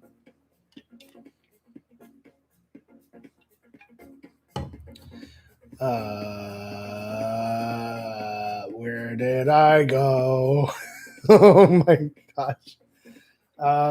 Okay, so Game Player, you did mean New Beginnings. Back when there is a video on my channel. It's a couple years old at this point, but it's going to be one of the more recent ones. If you go to my channel and look at the videos, I made a video specifically going down and talking about what my plans were for Halo New Beginnings, where I was going to go with the rest of the series. So you can go listen to that after the stream. But I did get into that and to discuss that for fans who wanted to know, and I never got to finish the series, kind of thing. Zachary, and I hate the fact that Rise of Skywalker, Rey dons the name Skywalker, and they killed Ben Solo, who is a Skywalker. I know. It doesn't make it. Almost spilled my water that's over here. That's amazing. It drove me crazy. And the thing is, I spoiled episode 9 for myself. It is the first movie ever that I was like, I want to know how it's going to end. And honestly, I'm not exaggerating. I'm not joking. I laughed through some of the more dramatic moments of episode 9. When Chewbacca got the medal after Leia died, I laughed. I laughed a lot. I'm like, Leia's had this freaking medal for the Wookiee for decades, and she's just holding on to it for the gold value or something. Like, I don't know, maybe he'll die and I can just pawn it. Give it to him. What in the world? Like, it was so stupid. She died. She wanted you to have this. Why didn't she give it to him? Just don't put it in the movie, because there would be no way to use Carrie Fisher to give Chewbacca the medal. Just don't do it. Just don't do it. Or give it to him off screen, which is retcon. He has it. Like C-3PO with his red arm. God, the writing is so bad. It's so bad. It's so bad.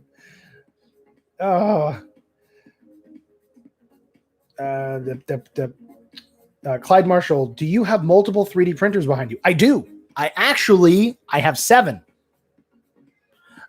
These 2 over here. There we go. These 2 over here are my newest ones. Those ones print in 4K, which is amazing. Amazing. The quality that I'm getting out of those is like, I kid you not, as a miniature gamer, you can hold up a 4K model compared to almost anything that you could find in a regular store for miniature games, and compare the 2 together. And I mean, it's getting to the point where the technology is like, you can't really tell. You can't tell it's 3D printed, depending on how the modeler did and how it was, the angles it was printed at. It's amazing. My business, tech wise, is continuing to grow. I'm investing in that to push that forward. And yeah, so actually we have a Kickstarter right now for the STL files for the majority of the models for Revelation Skirmish, my game. And yeah, it's going right now. It's doing pretty good. We got a couple thousand, 5,000 raised. We're trying to get to 10. So moving forward. Yeah. Zach, as a certified filmmaker, I would like to ask if you would be interested in checking out some of the films I've done. Yeah, sure. I don't know if I'm the best at giving feedback all the time, but yeah, no, I'd be happy to. Oh, sure. Upstress, bro, the scalpers are terrible. The new Halo 4 inch figures are like $69 for a 3-pack on eBay. You mean the 3-pack that I just got at the store for $30? That's terrible. It better not be that. That's stupid. I used to watch your Halo action figure reviews and stop motions way back when. Yeah, no, it was a while ago. I'm interested to see what you do next. Well, we're going to be doing stuff on YouTube, whole bunch of stuff, bunch of new series and stuff, and then I'm getting ready to start working on writing my 6th novel for Revelations, and we're developing a second miniature game. And the goal is to get myself to a place where I can do this full time. And right now I'm doing it part time as I can, and I'm supplementing it with other income sources, which maybe YouTube will be able to be one again. I don't know. We'll see. I'm not really gunning for that. If it does, it'd be great. But if not, it's not the end of the world. And then, yeah, kind of just go from there. I'm really looking forward to your World of Halo reviews. I've been debating on whether to buy them or not. Yeah, I'm looking forward to it myself. I'm hoping that I can kind of rank back up in the reviews, if I'm being a little honest, a little selfish. Star Wars is important culturally. It's bigger than just a movie series. It's disappointing to see it abused as it has been. Clyde, you are 100% right. I recognize that Star Wars for some people is like a modern day mythology, and it does affect our culture, both technologically. It's pushed the boundaries on a number of things, but culturally it is the modern day heroes in a lot of ways. Now, yeah, you've got others like Harry Potter, you've got the Avengers, you've got a couple others that have been really big characters, but for them to just flub up so bad with Star Wars, almost said Halo, but with Star Wars, it's just is embarrassing. It really is. And I mean, I'd love one day for my own sci-fi universe to be big. It doesn't have to be Star Wars big for me to be happy by any stretch, but I'd love for it to affect people and impact people in a good way. We get into a little bit more serious kind of discussions within Revelations. It does a lot darker than Star Wars. Star Wars is a lot of like just good and evil, and like that's it. And but then like in Revelations, it's like, well, what if it was more real? And you've got good and bad guys on both sides, or on all the different nation sides. So it's different. But I mean, Star Wars is a big deal. It affects a lot of things, and just to watch them just like whip it is just sad. So Zachary is saying Disney is rehiring Gina Carano, which is a rumor that I had heard, and I hope that's true. I really do. That would be a big change of mind for me. Not saying I would just like forgive Disney, but that decision alone has impacted me as a consumer. It has. They could hopefully make the sequel trilogy better like they did the prequels, although it would be nice to get it right for the first time. And the problem, game player, in my opinion, with the sequel trilogy is that with the prequels, there at least was a lot there to work with. There was a lot more depth that could be added. Adding the Clone Wars series made it better. It filled in gaps. The sequels, there's holes you could drive a truck through. You're like, are you telling me that the main government, the New Republic, doesn't have a military? That nobody scouted and found out that the First Order was building? Really? And you're like, yeah, it's just the resistance. Where is the military? Where are they? You got the I can't say it. I know on YouTube it's a naughty word, but you got, people acting like a bad group from history, and just nobody's going to intervene. We're just going to let them do what they're going to do, knowing that their goal is control of the galaxy. Yeah. Clyde Marshall asked, do you do Warhammer 40K? I used to, and it is too freaking expensive.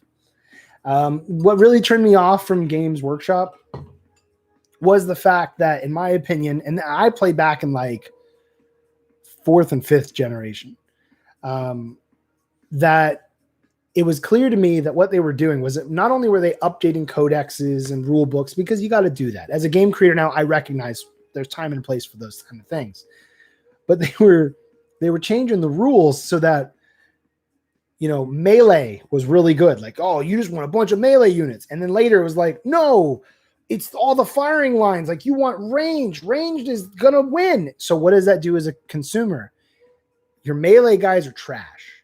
Now I got to go buy a bunch of shooty guys. And now later my shooty guys aren't going to be as effective. Now I need some big tanks. And now my big tanks, and like I could tell what they were doing was that they were purposefully designing and altering rules so that it forced you to have to change strategies and buy new armies. I know they need to make money, but it just left a bitter taste in my mouth. And the fact that the models are so freaking expensive is disgusting. For example, this war mech is 2 inches tall. I should know that. This war mech for my game is 2 inches tall. It comes either 3D printed, like I would do myself. I physically print the models and then I mail them out to the consumer. They have to do a little bit of cleaning up, but it's no different than what you'd have to do for a lot of other games. $14.99. That's for a mech. The tanks, the infantry, they get cheaper. For Warhammer, you get one hero character, it could be $50 or $60. It's just an infantry. It's just one guy. So I don't like the way that Warhammer does their pricing, and I just can't participate in that. It hurts me. It hurts me too much. It hurts my wallet. Devin, what's been your main job since you left?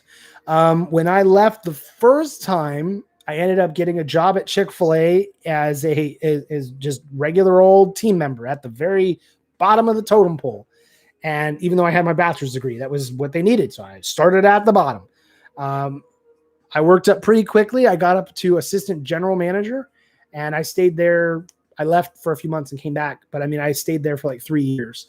And then I left from there and I started doing my own business. So I've been working for myself. I have clients, but I do freelance work. So sometimes I do videography. I do some other things. I'm not nearly as fancy as some people are. I kind of do more of the corporate stuff, or commercials is what I've been involved in. And it's been good. It's been a blessing to have that sort of flexibility. I have one main client that supplies the majority of the income that we have personally for my personal self. And then I've been trying to grow the Revelations brand. And that's what I'm really like, let's do that. Cause that'll be the biggest opportunity for growth, for hiring other people, growing not just the game, but the books. And then I'd love to get into a web series, like an actual fully, show, whether it's a CGI show or live action. I'd be down for both. So yeah. But Devin, I keep myself very busy. I rarely am bored. I rarely have nothing to do. I always have something. So I've been active. Game player, it would be nice for them to make projects that take place after the sequel trilogy for Star Wars. Just move past that era and make more personal stories, preferably with non-Jedi. I'd be fine with non-Jedi content. I really would. I don't really see them being able to move past the sequels for a while, only because they've killed everything. There's nothing left. They have to totally reinvent. And where did they decide to invest their money? The High Republic. That tells you the faith that Disney has in their own sequel trilogy. that they had to go 200 years back to fix that so that they could have other things to talk about. Where we all know where it's going. We all know that it's going to the prequels, then the original, then the sequel trilogy. Like, we know how that's going to play out regardless of what happens. And it's like, if you're going to go back to the Knights of the Old Republic. Go back to there where there's so much time in between that you can be really creative. 200 years, like, yeah, you can have some cool adventures and stuff, but you still know where it's going to end. It's too close. You go back to the Knights of the Old Republic, you got, like, what was it, 1,000-year difference. Now you have a lot of time to play with. Or be brave, Disney, and push past the sequels and go start making some new content that obviously won't have Luke, Leia, and Han in it. And now you can just do all kinds of new stuff. Let's do it. Or we can go back to the High Republic.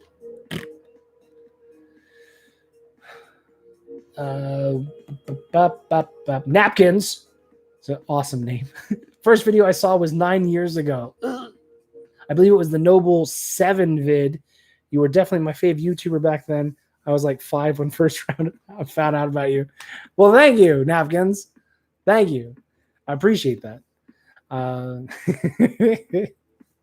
So Zachary says, so Revelations is a very morally gray area and more realistic. Yes and no. I'm designing Revelations to be kind of as deep as the reader or player wants it to be. So they can come to Revelations and say, I just want to play a cool miniatures game. I don't want anything else. I just want to roll some dice. Okay, great. You can do that.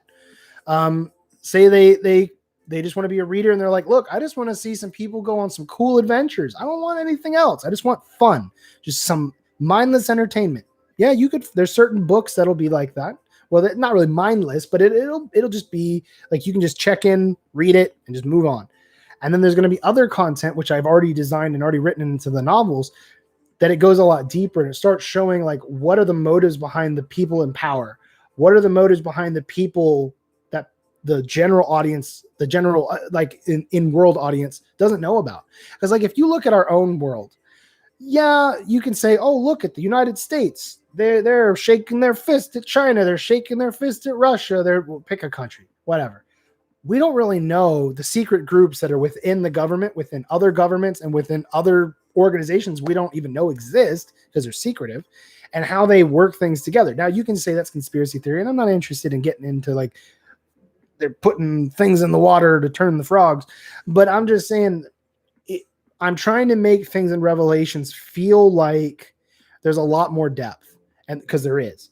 So there's a lot more. It's like, well, there may be this announcement, oh, we're going to war against this country, and this is our reason. But as the reader, you might know, oh, no, the reason they went is because they're trying to get back at this other person for a secret agenda, and how it just moves the entire universe. So imagine like how Palpatine orchestrated the events of Star Wars.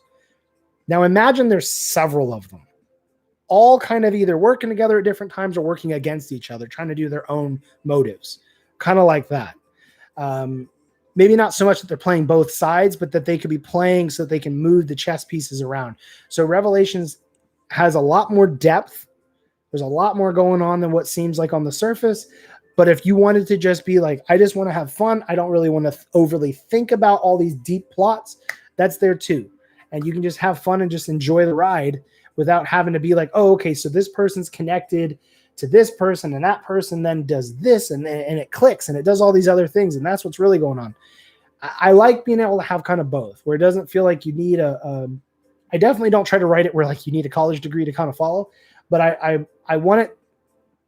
I'm trying to write it the way that I would want my sci-fi universe to be, which it is. But I mean, as a fan of any others, I want there to be depth, but I want there to still be fun and entertainment, if that makes sense.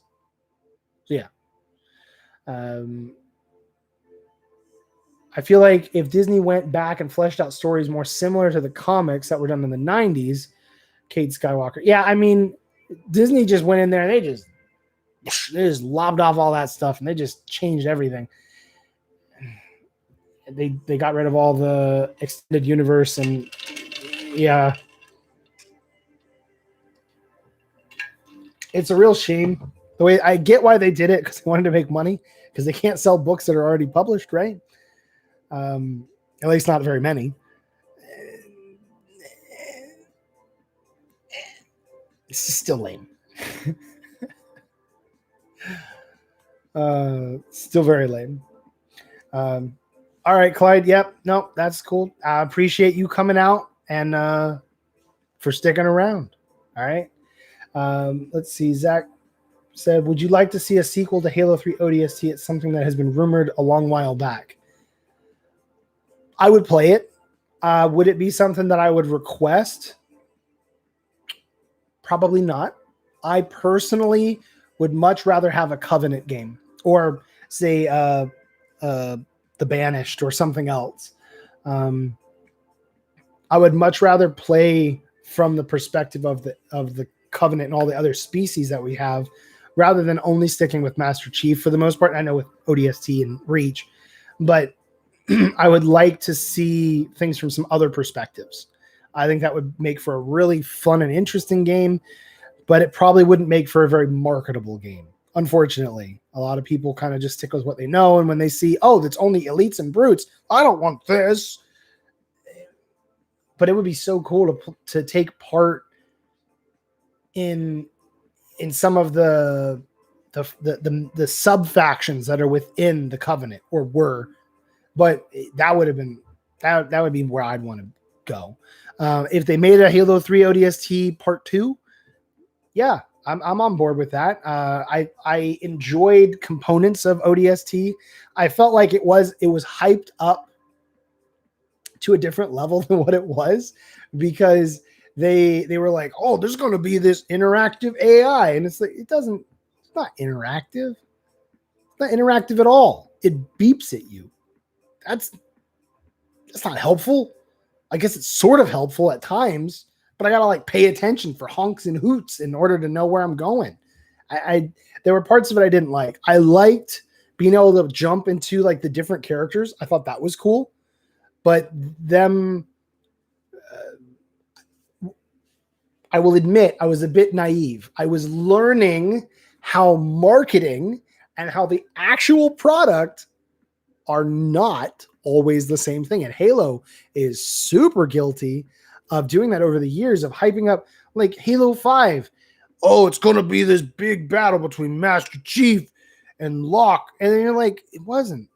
They made it seem like it was like the trailers were so cool. I was like, I'm actually looking forward to this, because I'd kind of like fallen out with Halo a little bit. I'm like, man, this is going to be fun. But I was like, but I've learned from Halo 3, and I've learned from ODST, and I've learned from some of these others that the marketing team doesn't talk to the developers. So I had to learn that the hard way and get my hopes dashed a couple times. So I think I went into ODST with higher expectations than what the game could have possibly delivered on.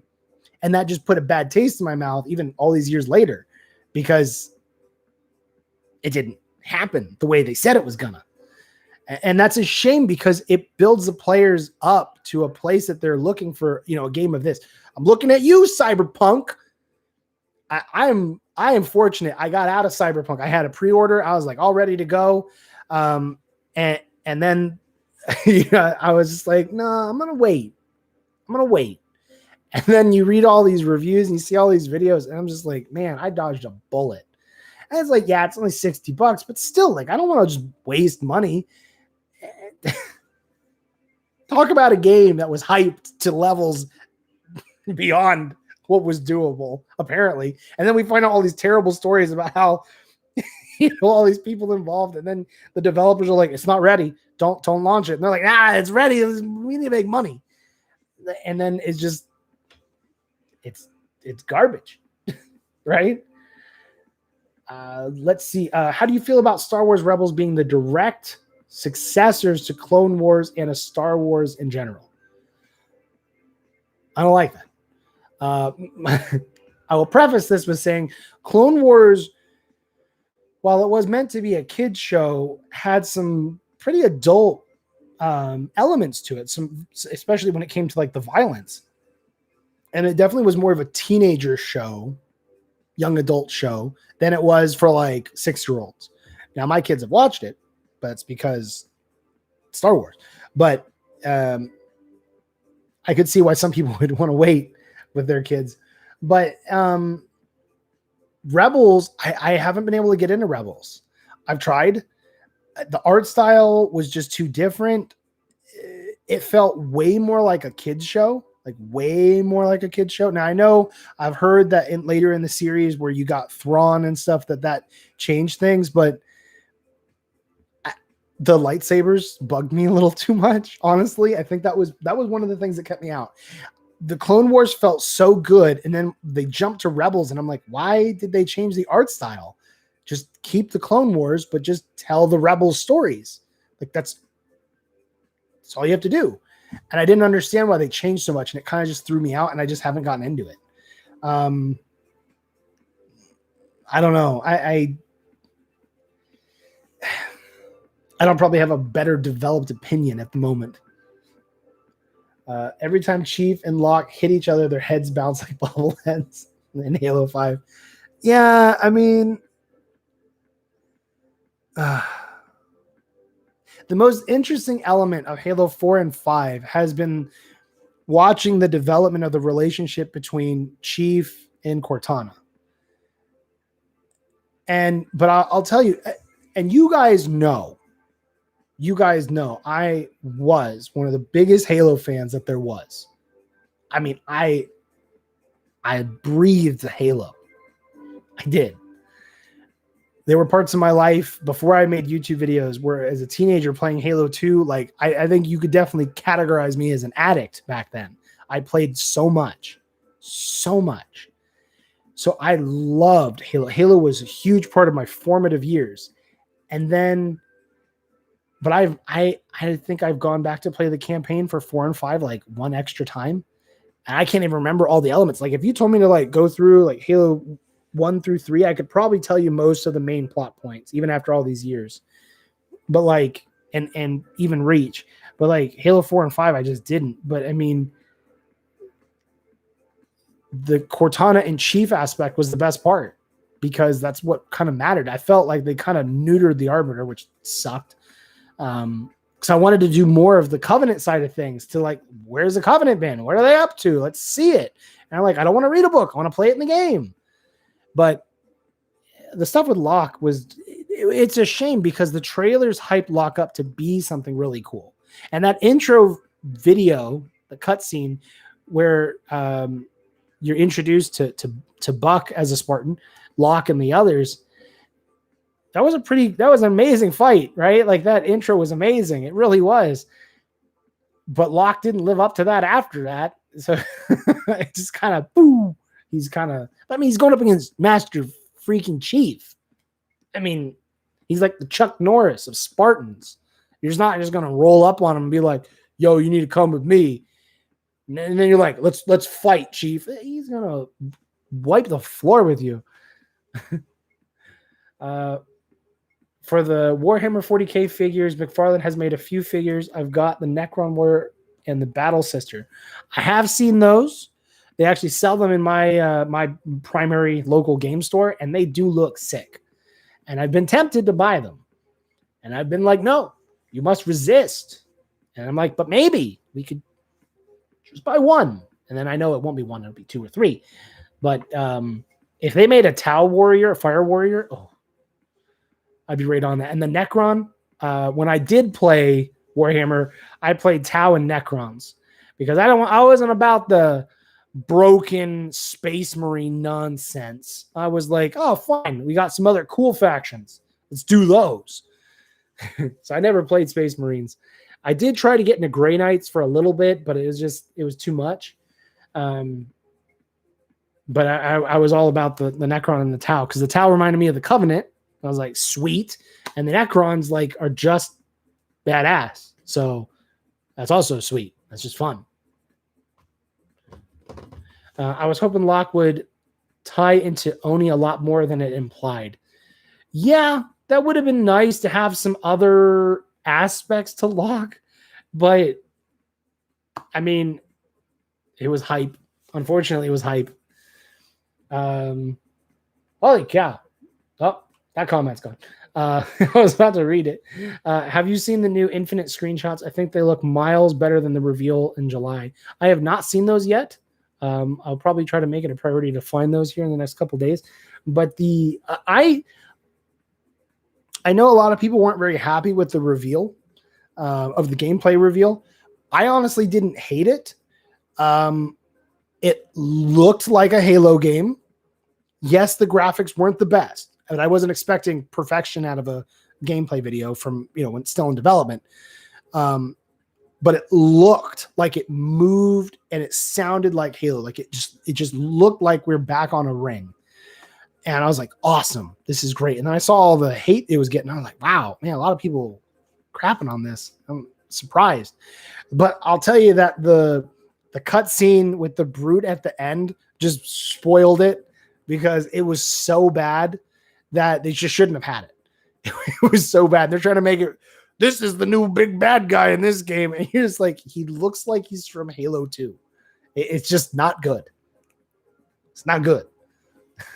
So I'm still hopeful for Infinite, especially because Chief is now looking like he's designed to be more like he's supposed to be. The fact that we went from Halo 3's Chief, he's in stasis or in cryosleep, and then he wakes up in Halo 4 and he's like, look at my armor. I got a brand new suit of armor. Where did he get that? That was one of the biggest annoyances of Halo, has been how the games can sometimes literally be days apart or years apart, but they're in cryo, so there's no big change there. And the tech can just be dramatically different. There's new guns, there's new armor for the Covenant. The Covenant don't even look the same anymore. The Marines don't look the same. The Warthog is different. And it's like, the Reach to Combat Evolved was what? A day? A couple days? I mean, that was it. And then I know Combat Evolved goes like right into Halo 2, but they tied in, oh, he got his armor upgrade. That's why he has the new Mjolnir Mark 6 armor. Perfect. That makes sense. And then they get to Halo 4, and they're just like, it's just different, guys. Accept it. And you're like, I don't want to. He looks too different. I don't like it for no reason. And they just... It's a small thing. It's a first world problem. I get that. I get it. It's a first world problem, but still, it's not good. I'd say the Battle Sister is worth the money. Well, I will probably continue to eyeball them, and if there are some people who might be interested in me doing a review of those, we could do that, maybe. Dark's Collection, huge injustice done to the Halo fan base over the release of 5 versus all the marketing campaign for Halo as of recent. I still have high hopes for Halo Infinite. I agree. I don't know if you were here earlier, Dark's Collection, but we were talking about Halo 3 and how the hype for Halo 3 was BS. It was not the same game that we were delivered. Halo 5 was pretty similar. I mean, they did still have the elements of Chief being on the run, but I would have loved to have played like at least one level of like, okay, you're Chief and you're trying to avoid the UNSC, right? You'll be penalized if you actually shoot to kill, and maybe even if you shot to kill them, it would affect other things that happen in the game. Like maybe you could have some Mass Effect elements built into the game. That would have been amazing. It's not like they don't have the flipping money to do this, but no, we're just going to skip all that. And we're just going to just hand wave and be like, oh, Chief's on the run. And he's going to fight Locke on a Forerunner ship, not on a planet where there's a statue of Chief. That would have been badass. To like, whether you're playing, like you get to choose at the end, you're going to play as Locke or Chief. And maybe Chief's going to survive no matter what. Because obviously for plot, but at least you get to play it out a little different. So you get to see from Locke's perspective or Chief's perspective how that fight's going to go, and you can fight. And it would have been so amazing. And it's just like 343 and Bungie just like, they don't come up with anything like that. And it's disappointing because it could have been awesome. If you think Rebels was hard work, you should try rewatching Resistance. I'm yet to hear of anyone finishing the second season. Rebels had some cool characters, but they were all from the Clone Wars. Yeah, I wasn't even going to watch Resistance. I hated episode 8 when I walked out of the movie theater. I was like, no, that was straight trash. When I watched episode 7, I walked out of the movie theater. I'm like, no, all they did was they remade episode 4. Yeah, they added a couple other elements, but I mean, it was episode 4. It was a modern episode 4 with the episode 4 characters, some of them, but they were. It was stupid. I'm like, I want to. This is supposed to be them launching these new characters, and that was back when Finn and Kylo Ren and maybe even Rey and Poe actually had potential as characters. They blew that in episode 8, but at least they had the potential to be interesting characters. They didn't get much development in 7, but at least they were going to be something. But I'm like, oh, look, they got a Resistance show. That's a show I can pass. And I have hiccups now. I agree with you, Leathery Man. I don't think I've ever heard of anyone finishing it. I don't think I have. Nobody that I know anyway, of all the Star Wars fans I know locally, I don't think any of them watched it, which is funny because you would think some of these guys are bigger Star Wars fans than me, and they didn't finish it.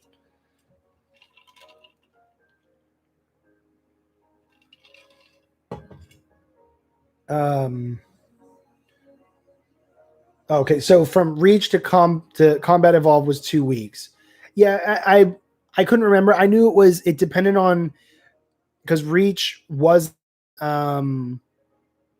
took several weeks itself, not the game, but the conquest of Reach took several weeks, and then the Pillar of Autumn left, and I couldn't remember the exact timeline. I've never been great with the timeline stuff for any of that, but I've been close enough.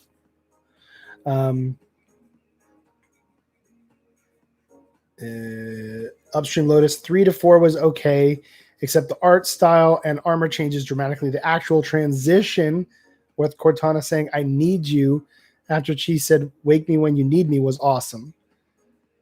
Yeah, I mean, some of the components of 4 was fun. I like the idea of fighting some of the Forerunner tech, and then it got really weird. It got weird for me. I was like, okay, so this isn't Halo anymore. Okay, I didn't know we switched into fancy sci-fi universe, but all right. I think one of the worst parts of Halo 5 was Cortana as an antagonist. I didn't hate that. I sort of understand. The unfortunate thing of Halo is that Halo itself has never developed Master Chief to be a deep character. I know that he has complexity. I know that he's had a really crappy life. I know that he's instrumental for humanity in his role, but I like the fact he has dialogue. And when he didn't in Combat Evolved, not much. I wanted him to have more. And I know that they were back then. They were like, oh, well, the player is supposed to see themselves as playing Master Chief. I've always advocated that I don't need that. Make the character how the character is supposed to be. I'm assuming control of them, but it's your story, Mr. Creator, Director, man. So tell the story. Let the story just be, but it doesn't have to be anything else. Just do it. Let's see. Great. Siaman Tuvadel. What is your fave grunt, Halo grunt in game?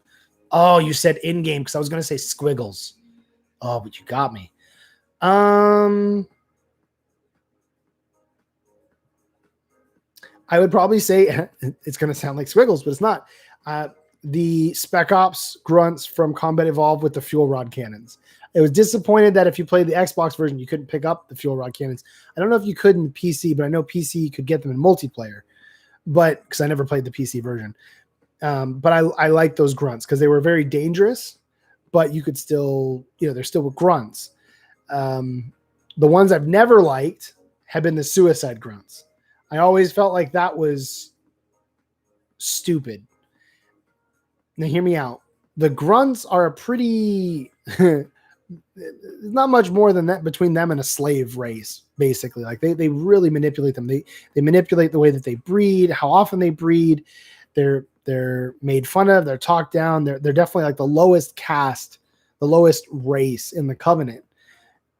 And they're like, and in the novels, the grunts, didn't like it. They weren't very intelligent, at least the way that they talked, because they talk like in broken English, at least the dialogue we read. But they always seemed like they didn't like the elites. They didn't like the brutes. They didn't really like the prophets. They wanted to kind of just like be themselves, just like go somewhere, eat some food, and sleep. Like they were just really chill. And then it's really strange to me to be like, okay, that's in my mind. This guy just wants to be like on a methane beach somewhere and just be a little grunt. He's a little grunt. And you're like, or he commits suicide and tries to blow up the enemy. I'm like, it doesn't make sense in that way. If they didn't build that before, or if they said that these grunts, and maybe they are, maybe I just missed it. These grunts are like hyper zealot and they'll just blow themselves up because they're like, I'm going on the great journey on my own. Maybe, but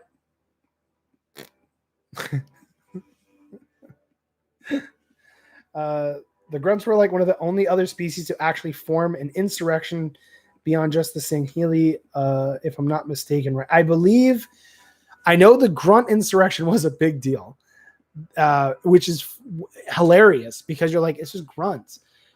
But you wouldn't, there's so many of them, again, because of the way that they force breed them, basically, that, and apparently they breed like rabbits anyway. So yeah, I guess that was a big deal when they did. I would have loved to have seen the brutes kind of go through their own like little insurrection or civil war. That would have been awesome to be this big brute captain with his like brute team fighting insurrectionist brutes. That would be great. That would have been at least a good comic or at least a good animated short or something. Please, somebody make that.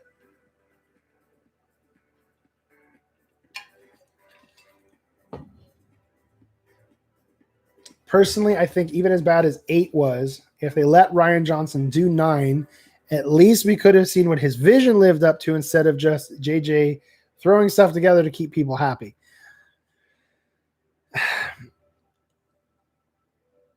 I would say yes and no. I think it sucks with the way that what blew my mind is when we finally heard from Daisy Ridley that it confirmed that Disney had, and when I say Disney, it's really Lucasfilm, which is really more Kathleen Kennedy, had no plan, no set plan for 7, 8, and 9. Like, what are you talking about? You guys didn't have a firm direction for the movies for one of the largest movie franchises on the planet, and you didn't have a plan? This is like a YouTuber. Like, and they're just like, I'll just make a movie and we'll just see what happens and we'll make another one after and let that one go. They were just going to let the directors decide. That's crazy. How'd they not have a plan? So if they couldn't do that, it's not even really Rian Johnson's fault. As much as I know, I've realized after, and he's admitted that he's basically not even a Star Wars fan. He shouldn't have been given that role. J.J. Abrams shouldn't have either, because he just is a hack, apparently, at least when it comes to Star Wars, because he just copies stuff instead of making something new. You know, you can throw mud at the prequel trilogies as much as you want, but at least they gave us a lot of room for a lot of growth, a lot of really cool characters. They added to the cast of Star Wars. The sequel trilogy reduced the cast, only gives you a small amount, because when they leave episode 8, there's literally like 50 people on the ship, and they're like, that's the whole Resistance. Now, I know in episode, in 8, because they were shooting all the ships, which also didn't make sense, because Star Wars with physics isn't going to matter, but 8 was so bad. It was so bad. It's so bad. But if you are correct, I would say that at least if they would have said Rian Johnson can finish 9, at least there would have been some sort of cohesion. Bringing J.J. Abrams to fix the mess that was left with 8 wasn't smart, because apparently Rian Johnson wasn't told to continue the storylines from 7. He changed things. It's like, what would Finn have been if they would have developed him properly? Would he have been a Force user? Could he have been? How cool would it have been if Rey would have actually turned to the dark side and Finn was the light side hero? That would have been awesome. He comes from a stormtrooper, the low level murderous soldier of the other side, and then he ends up denouncing that and becoming the hero, at least one of the big heroes for the franchise. That would have been awesome. It would have been a huge redemption arc, huge. And instead, he's just kind of just carried around as like the new Chewbacca. And it's like, he could have been so much more. And they hyped up Finn being a Jedi. At least they heavily alluded to it in all the marketing. All the pictures that I remember in my mind of seeing of episode 7 was Finn all the time, just holding that lightsaber, just holding it up. And I'm like, heck yeah, let's do it. Why not? Right? I don't care. And then like later they want to act like there's some racism or something. It's like, nobody cares. Mace Windu was one of the coolest Jedi ever. Ever. He was awesome. The fans don't care. Just make it. They would eat it. But at least if Rian Johnson, like I said, if Johnson would have continued, but Disney is at fault 100% because they didn't say, this is our plan, Mr. Director Man, you're going to do the plan. You can make a little bit of changes here and there for like how the characters may develop or the dialogue, but you will keep the story is moving in this pace for these 3 movies. When I'm writing Revelations, I'm all by myself writing this. So all the planning, all the everything else, it's all on me. Star Wars is massive. They've got dozens of people involved in this. And you're telling me that between all those people, they couldn't write a good story? They couldn't make a good movie? And not just like a good movie once. I mean like a solid, like, whoa. This was Star Wars with the might of Disney. And they just dropped it. It's like,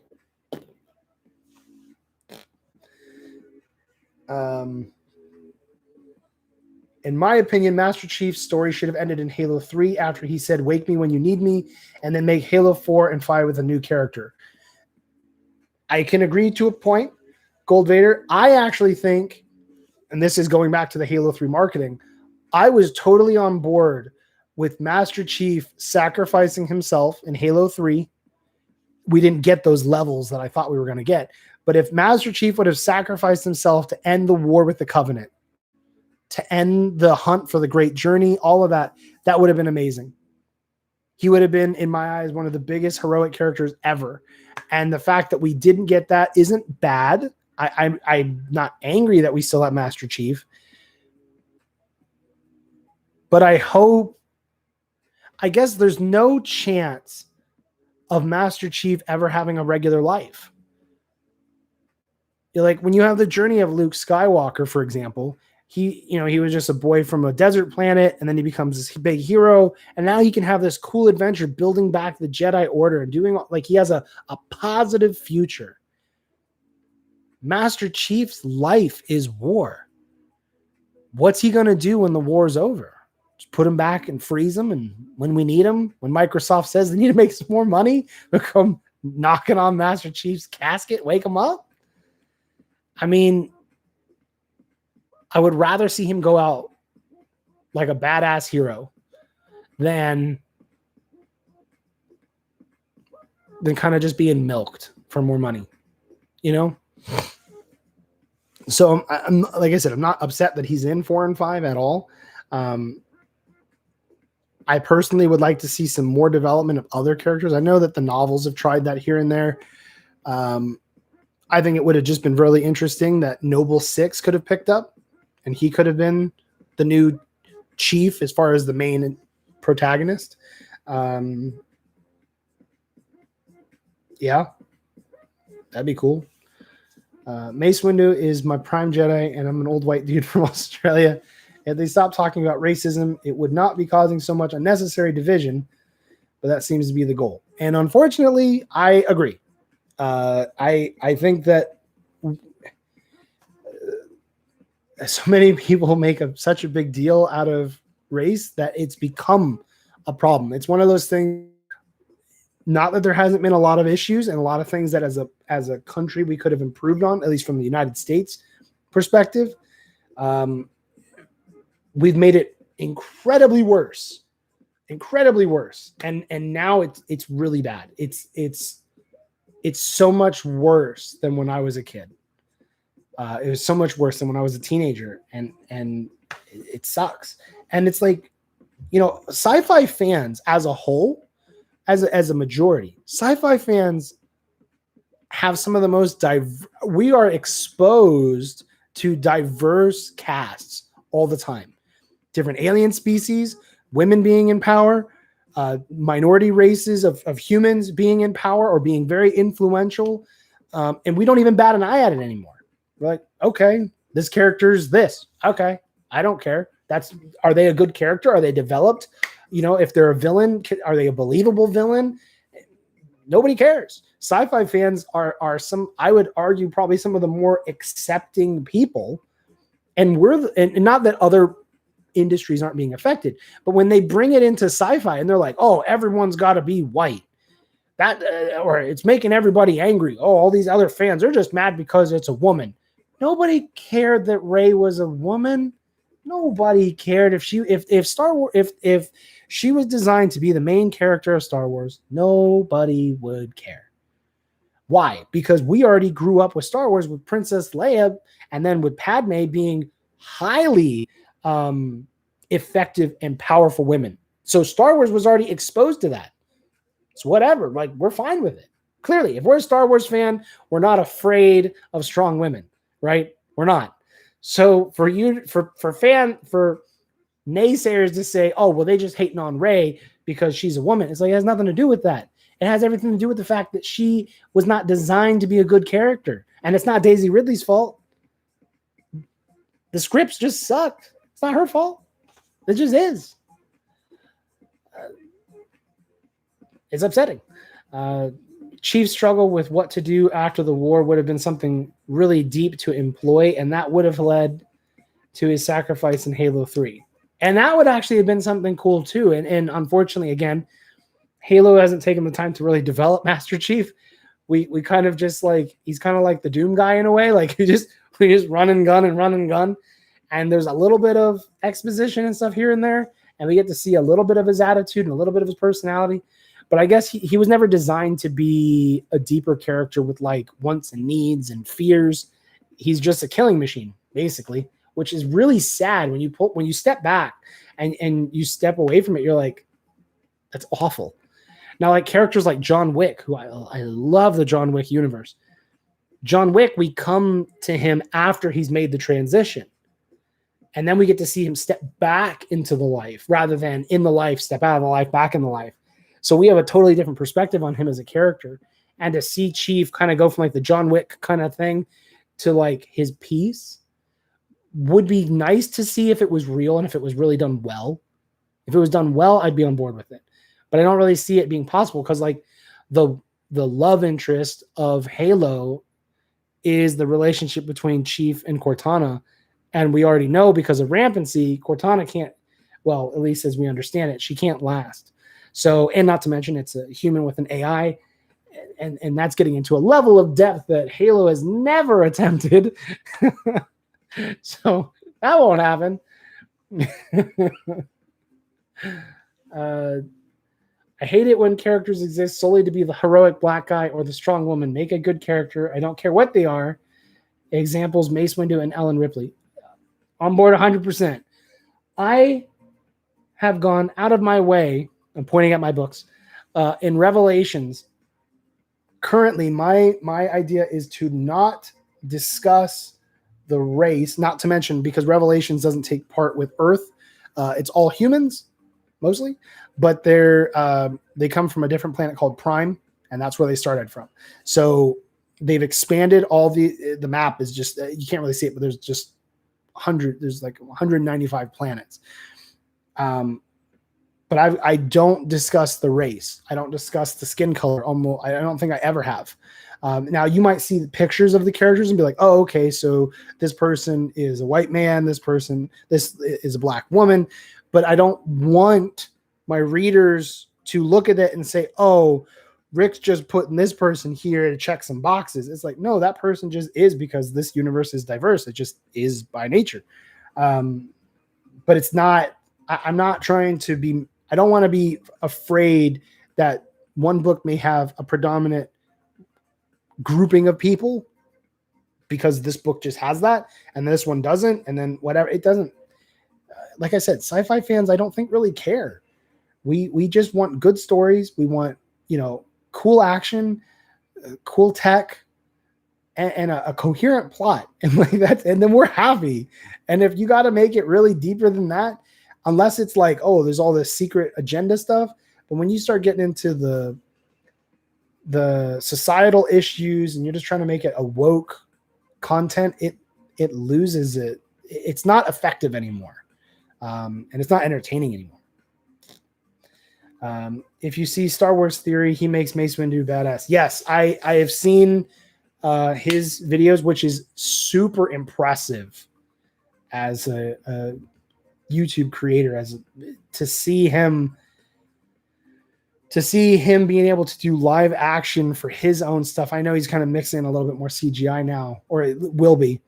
But to see his series and how much money he's had to put up and all the struggles he's had to go through to get that developed is crazy.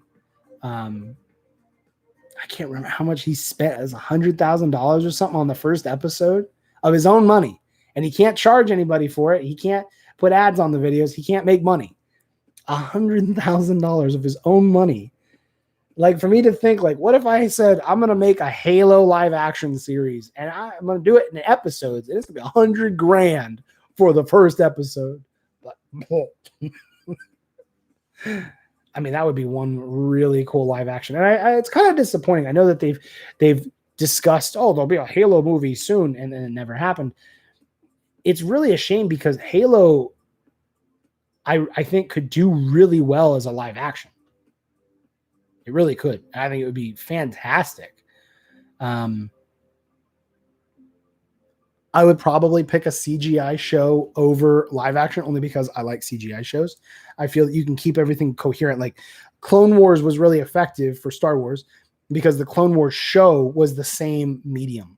When you watch The Mandalorian, they don't always have as big of a budget as they should have. So the CGI looks a little fake. But, yeah.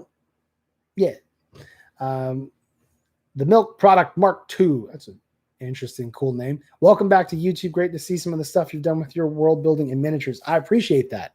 And we got a lot more stuff coming for Revelations and other stuff, and not to mention the YouTube videos, but a lot of stuff going on over there. It's exciting. It is. It's a lot of work, but I know one of these days it's going to finally click and it's going to take off and it's going to be really awesome. And in part, it'll be from some of the lessons I learned from YouTube. So, yeah. Roger Brilliant, would you make your own action figure series? You bet your butt I would. That would be awesome. That would be so fun. I kid you not. Like, one of the cooler things would be I'd probably pick my Warmax to do, because being able to have a 5-inch, we'll just say 5-inch mech that's fully posable the way that I would want to do it. Oh, that would be so fun. And then think of the stop motions we could make after with that. That would be even better. Speaking of the new Halo TV shows, there is a new TV show coming out next year where they decided to make Captain Keyes, Miranda Keyes, and Halsey all African American. What?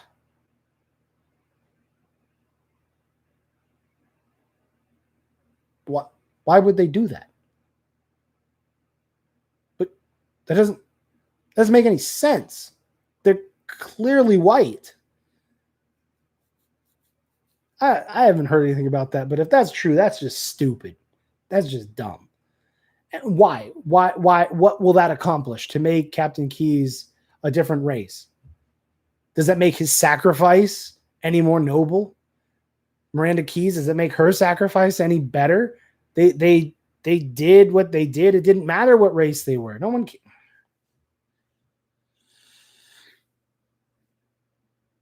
It's like if Master Chief was some other race, Asian, would it make him less badass? Not at all. Master Chief would still be Master Chief. Nobody would really care. Oh, this world. Why do they do this? Why? No. Been a sub since 2010s. Was great to see you branch out from Halo reviews just to whatever was cool to you and everything. Thoughts on the new Spartan collection figs? I have one here. It is the Master Chief. And so far, my initial thoughts, I feel like, well, the best thing I like about them is the fact they have all these different hands. That to me will allow for a lot more posing options. I like that they come with 2 weapons. It does not look like they have a peg system, which is unfortunate because they really should. That was one of the better things of the Mcfarland. I mean, not one of the better things, but it was a nice addition with the Mcfarland figures to have the pegs. The pegs for the Mattel figures kind of sucked. I felt like those were just always going to get lost. Not that the Mcfarland ones weren't great, but I guess I ended up with so many figures. I had so many pegs I didn't ever have to worry about it. But like, man, they give you a lot of flipping hands here. Although I will say that the paint job isn't the best. I don't really like this green for Chief. It makes me almost want to repaint it, but I don't want to do that. But I'm looking forward to opening them and getting in there and starting to do a review. I'm also looking forward to if I can find me a meal. I was really glad I was able to find Jerome because I figured Jerome was also going to be one of the harder to find figures. So Emil will be really cool. And then I'll have series 2, unless there's exclusives, which I haven't looked. I've messed up. I'm out of the game, guys, but I'm back. I'm back in the game, but I was out. So now I got to catch up. Yeah. I'd probably buy them, I guess, referencing to my figures. If you did and have fun, I'm open to new figure ideas. Yeah, I would love to be able to do that. And 3D printing would allow us to get closer to doing some of our own action figures, especially if we had a way to supplement the joints. We'd kind of have to see if anyone could help get the rest of the way with that. The Halo TV show already proved it isn't exactly going to be close to canon in any regard when they shared a lot of the synopsis saying Miranda was helping Halsey. So then why do it? That's goofy. Why make a Halo show and not follow the lore?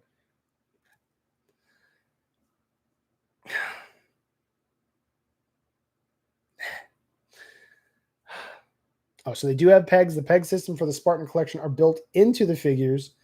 This time around, instead of the weapons, they cleverly hid them. Well, that's great. You know what? I'm going to open it. I already cut the tape earlier. I want to see. Something I've never done before, boys and girls. I've never done a live toy unboxing. This is exciting times we live in. Exciting times. It's the power of the internet. No. What in the world? I don't want you to remove this from the packaging. Ugh, it's bendy. I guess that's good in a way.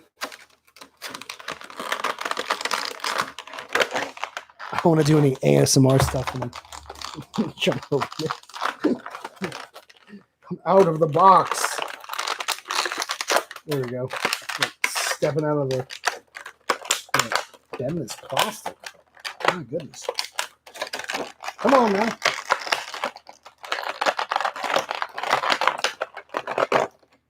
Wow. He's got some heft to him. Oh, there's the peg right there. Paint job is poopy, but other than that. Oh, I thought it was going to be. No. They're double jointed knees. Take that, Mcfarland. They can open their legs. They're not just stuck going forward and backward. Oh, no. The shoulder moves. Oh my gosh, these are fantastic. I take back all my hesitation. Wow. I feel like I'm a huge nerd right now, but dang, that's how hard are these hands to remove? Oh, there's a little tough. Okay. I need my Opie hand. There it is.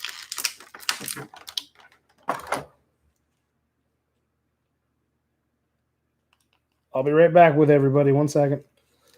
All right. Let's see. Oh. Oh, no. Huh? Just got to figure out. These elbows are double jointed? Oh, what the heck? Oh, my gosh. These are so much better. All right. Officially, I'm not going to go over everything because I want you guys to watch your review. I'm a little, yeah. But, okay. The fact I can pose Chief like this because of so much articulation, these are the best Halo figures I've ever seen. The best. Wow. That visor is sexy. All right. If you guys had any hesitation about the Spartan collection, just you can put it away. These are awesome. The only other thing would be if it does it pivot at the ankle. No, don't lie to me. Does it really? Or is it going to do like the Mcfarland thing where it's got the stupid kind of. It can sort of, you can reposition the ankle some. It's interesting. But wow, these are going to be fun to pose. Wow. Holy cow, that's great. Seriously, with like if someone did a customized like paint job to make it better, that'd be the only other thing. I mean, like this is really so much better. I never understood, like with Mcfarland, they wanted the figures to look so accurate to the game. And you're like, okay, great, I'm on board. That'd be great.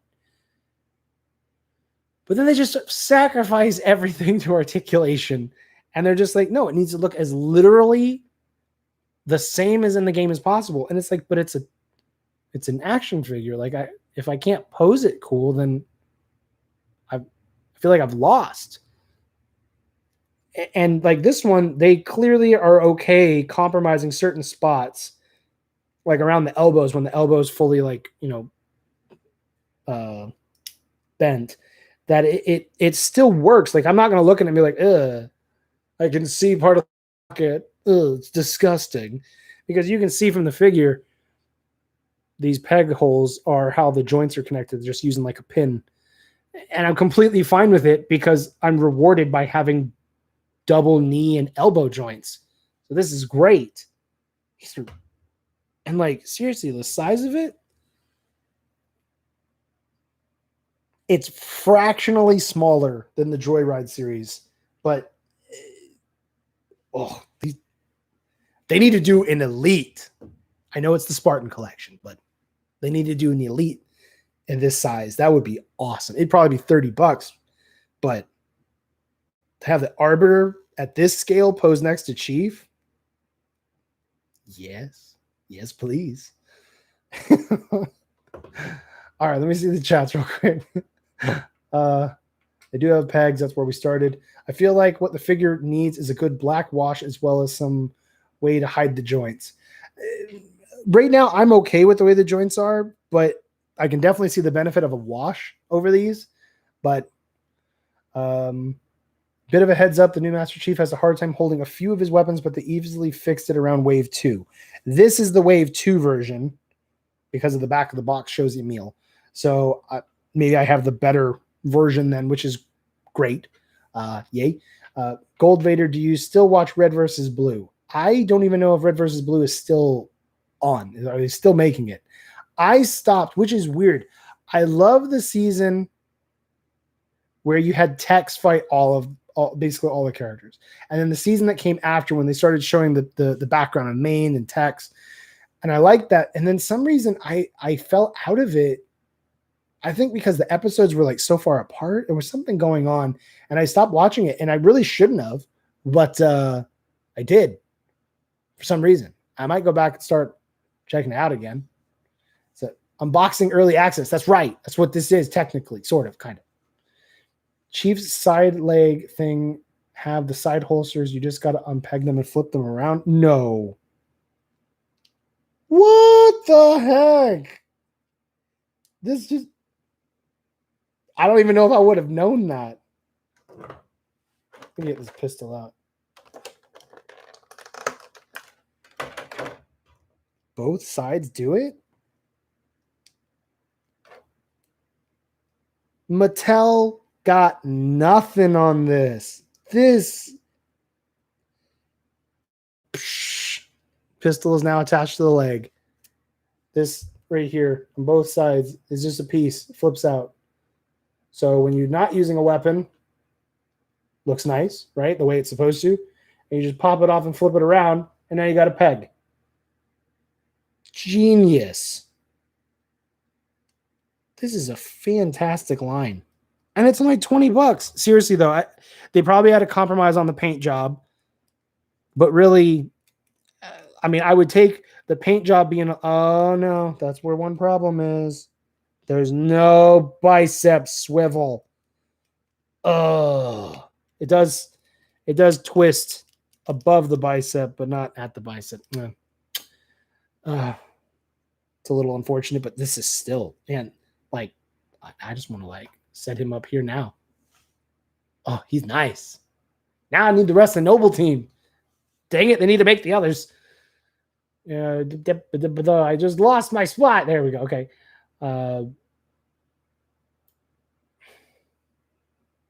Where am I?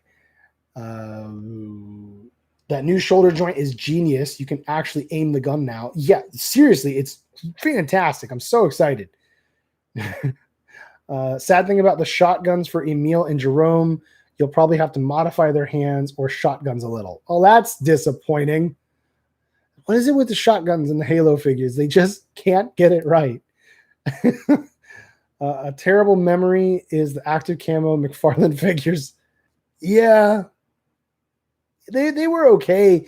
They definitely, the plastic they used definitely was going to yellow over time. So then you'd end up with this nasty figure that was, mostly clear. I mean, it's transparent to an extent. That's sort of the qualms of McFarlane figures. They're the sort of glorified statues, and it wasn't exactly till maybe Reach when they started to really focus more on posing. Yeah, I mean, I was able to do some of the animations I did a long time ago. Okay. There just was not a lot to work with. They just didn't have that much articulation. They just really didn't. And I don't really feel that the Reach figures weren't bad. They were better, but they weren't marvelous either. It was McFarlane's decision. They clearly were after the paint jobs and the quality of the design, and they just forget that they're toys and that they need to be posed dynamically. Like Locke was awful from what I remember. Yeah, the McFarlane Locke was terrible. He couldn't hold like anything. It doesn't make any sense to me. They fight in war, and you get them, and they just stand there, just like, hey man, look at me, I'm cool. Put me in a cabinet. It's like, I want to put a gun in his hand. I want to like pose him.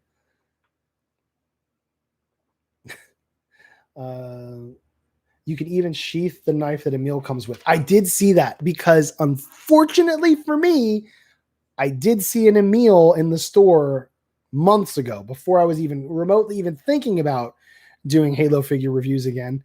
And I was looking at it. I'm like, that sheath looks like that knife can fit right in there. And I'm like, that is awesome. And then I put him back and I walked away. Oh, well. Maybe I'll still find one out in the wild.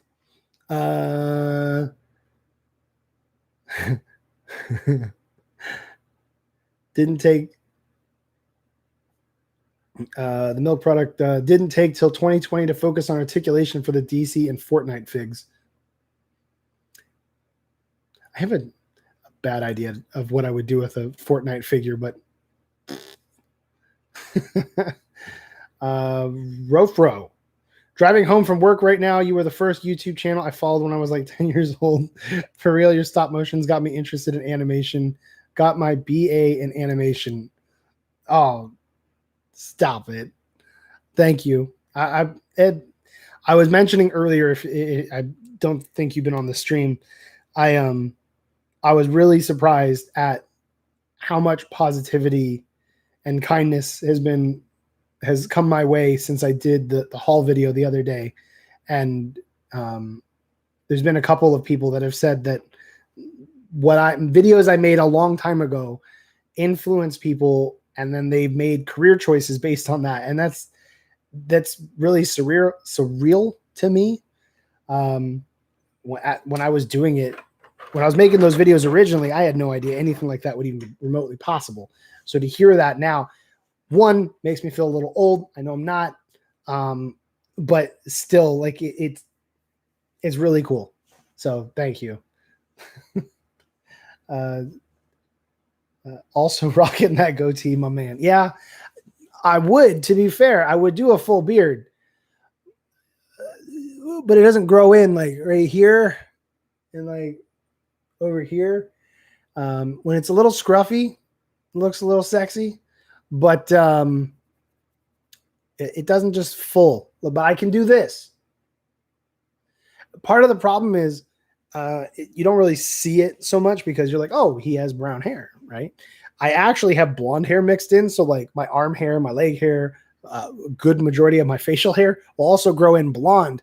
So because you're thinking, oh, it's going to be brown, but it's blonde, but it's not all blonde and it's not thick blonde, it looks like there's less hair. So it's, it doesn't work. I would much rather have a full beard. I see guys with not like the big, like Duck Dynasty beard. Like that's nasty. You need to clip that, trim that up, make it look nice. But at least a full beard, I would do it. I would have done it a while ago if I could. Maybe when maybe I couldn't even do this. When I was doing YouTube, I don't think I could have grown this. So maybe I'm a late bloomer. Maybe like when I hit like 40, then I'll be able to grow a full beard and totally enter manhood. But until then, I can't. Still looks good though. I appreciate that. I do. I'm appreciative of the fact I can even grow this because not everyone can. Do you still talk to Jeremy? I actually don't. Jeremy and I, for those who don't know, Jeremy was my assistant for a while. He was someone that I had known years before at my church. And then we got like reconnected and I was looking for someone to hire and he was like, yeah, I'll do it. So that was cool. And we worked together for a couple of months. And then that was when the algorithm changed and destroyed my business. My YouTube career like died like almost overnight basically. And, it wasn't very long. I couldn't keep him. And then, we ended up kind of separating. It wasn't like, there wasn't anything that was like, oh no, see you later. We hung out a number of times after that. We played basketball and some other stuff years ago and we just drifted apart and I haven't talked to him myself. I think the last time I saw him, he came to my wedding and it was cool because I was glad I got to like catch up with him like a little bit. There was a lot going on. Like if you haven't been married yet, when you do get married, you're going to be busy. There's so much happening, so many people, and we didn't even have like a huge after part. Like there was, because we had a number of people who went to the ceremony and then they went to the celebration after, but not all of them made it. So like there was a number of people who kind of fell off as well. But Jeremy was there and I got to see him a little bit. That was nice.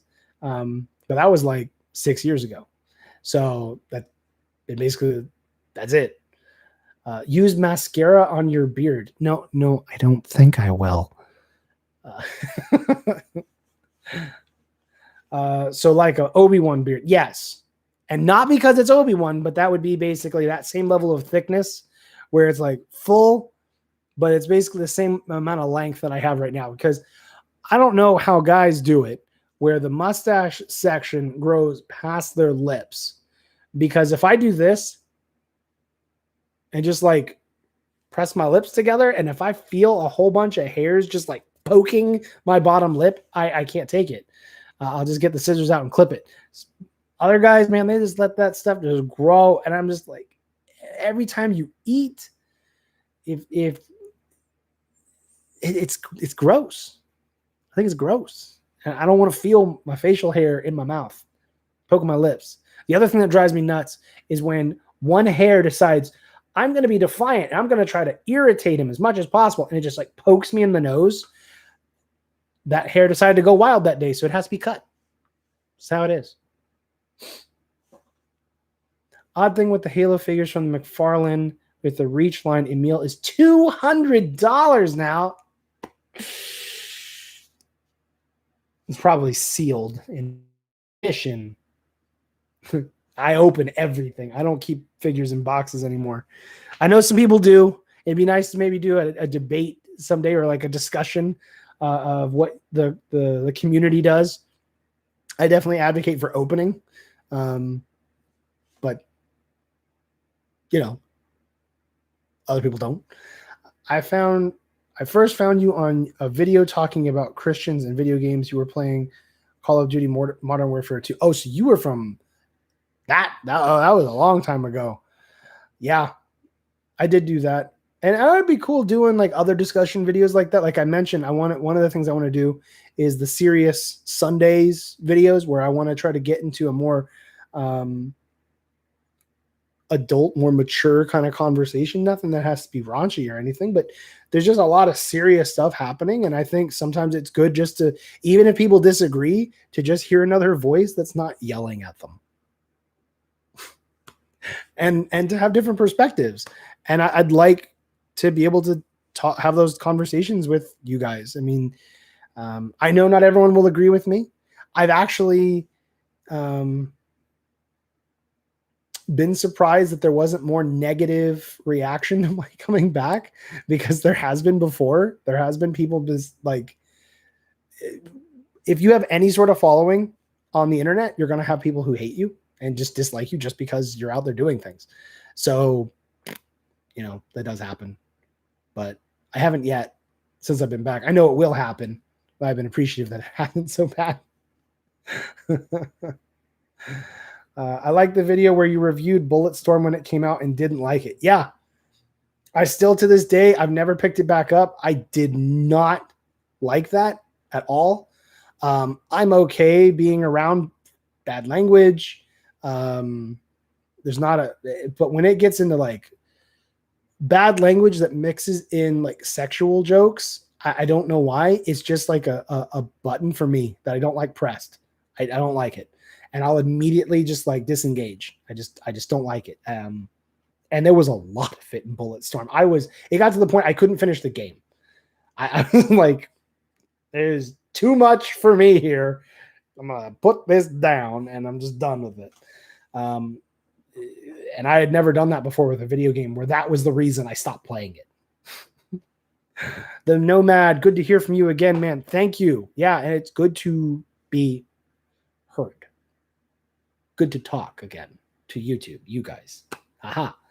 The milk product, hard to believe there would be a negative reaction from a dude who just talks about video games and figs.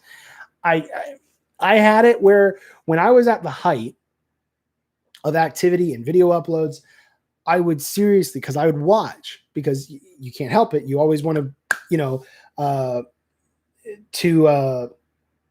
when you get into the business side, you always want to pay attention to your analytics, right? And seriously, the moment I would upload, I would get a dislike.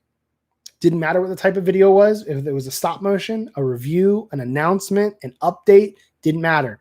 There would always be someone who was, I kid you, they must have been subscribed to me just to dislike me, because they would hit the dislike button on every single video. And I don't know, there's no way for me to know if it's multiple people, but the fact that it would happen within the first couple of minutes of an upload makes me think someone was following. So just to do that. So, which is garbage to do to somebody, but whatever, it's the internet. The worst part about it, you say your opinion because people ask for it and then they get mad at you. Yeah, for negative feedback. Yeah, that happens too. I don't know. People are weird. They get upset over like the dumbest stuff. I see people get so angry. And like tonight, we've had a number of discussions about Star Wars, about Halo, about other things that I dislike and other things that I do like. And at the end of the day, it's a first world problem. There is so much more serious stuff going on. And yes, sometimes we need a break from it to recharge and be able to deal with serious stuff. But which is why I acknowledge how entertainment can help people, because it gives them an escape from real life, enough to reset and get ready to go back at it and deal with real things. But people will sometimes blow stuff up so angrily over stuff that's over fictional characters or over the most tiny minuscule thing. And people forget the fact that there's people starving right now, that the American government is like falling apart. No matter who you vote for, it's just falling apart. There's so many really big, serious things. And then people just lose their mind over just dumb stuff. And it's like, look, you can have a negative opinion. I have plenty, but they have to be like in order of importance of how it's going to ruin your day kind of thing. And, if I opened up the Master Chief and he couldn't hold the assault rifle, it'd be annoying. I definitely trash it in the review, but I'm not going to I won't be able to sleep tonight kind of thing, I hear you about Bulletstorm. I'm a kind of a prude, to be honest. Well, Bulletstorm was just a special type of, I didn't appreciate that. Still into Gundam by any chance? Yes. Actually, Milk Product, I had asked earlier, and I'm going to probably do like a video so that way I can specifically ask like everyone all at once. I have, I know that the new Gundam action figure series, which they're like in series 3 at this point, but they have Burning Gundam and Tallgeese at Target. I have Death Scythe, but I also have Gunpla. I don't know if anyone would be interested enough to know about those, or at least what my opinion is, and I would consider picking them up. I've been kind of on the fence with it. It's one of those things where like I want it, but I kind of need to be like pushed over the edge that people are gonna care kind of thing. So I definitely am still into Gundam. Yes, I'm actually watching the original Gundam series. Not this second, but I'm going through it because I realized I never had been all the way through it. I had watched it years ago when it was on Cartoon Network, but I never had seen all the way through. So I'm going through that now, and it's been enjoyable. I know it's a huge drop in animation quality, but it's been enjoyable kind of seeing like the original Gundam and where it came from and how it started and all that. So it's been good. When is your first Halo figure review coming out? I don't know the exact date. I will do it soon.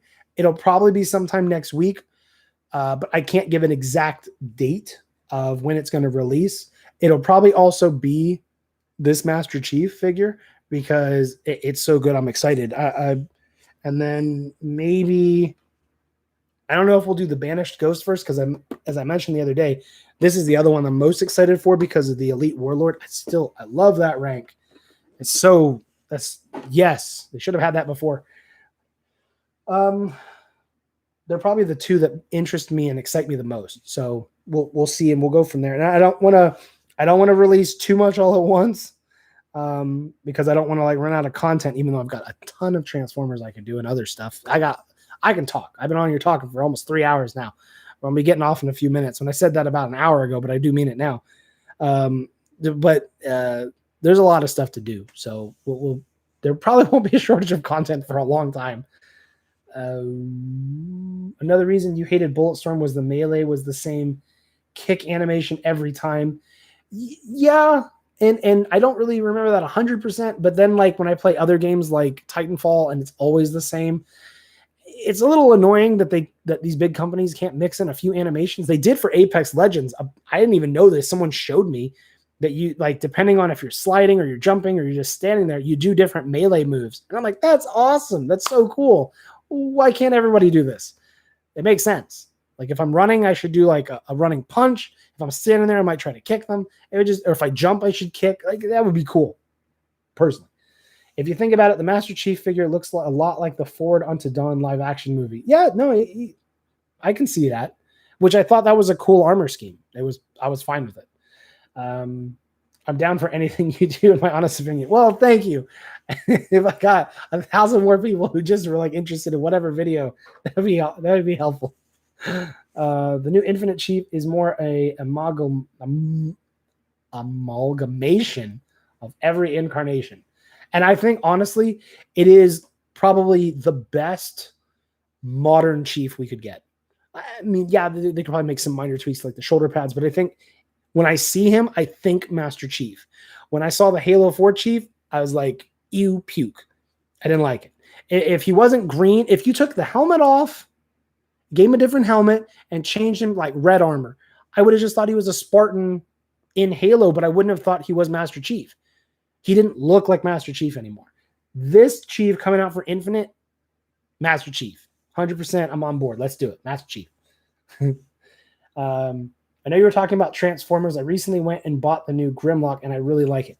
The new Grimlock, from if you're talking about the one from the 86 line, that Grimlock 1 is huge. 2, definitely worth it.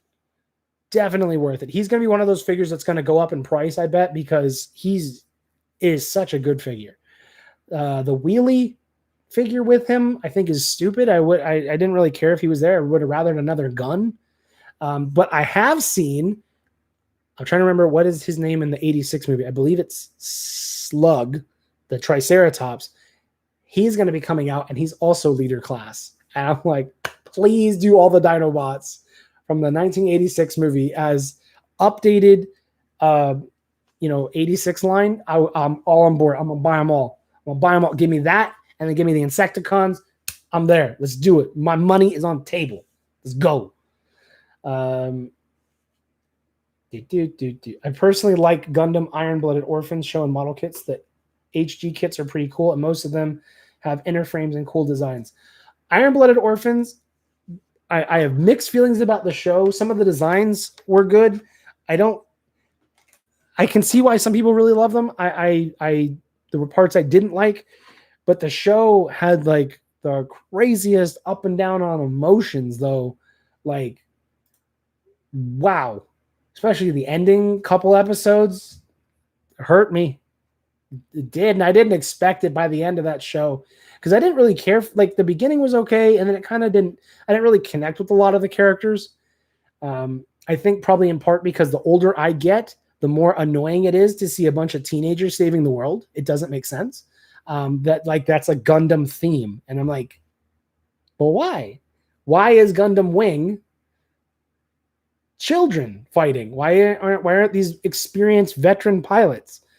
But Iron-Blooded Orphans makes sense, and they make it more realistic with the way that they can connect with their bodies into the suits and how it enhances their abilities.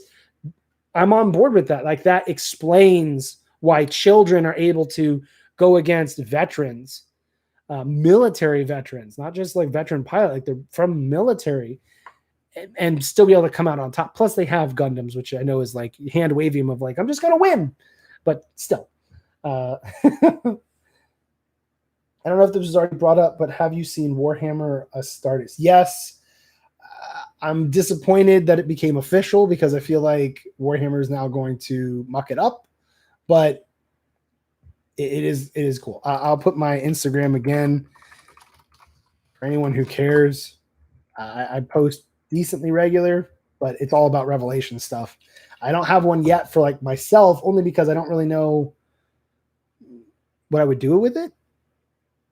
Because I just I felt like there was going to be a benefit to helping the YouTube community, but there is a Discord, and that I'm trying to build right now, a Discord for my YouTube community.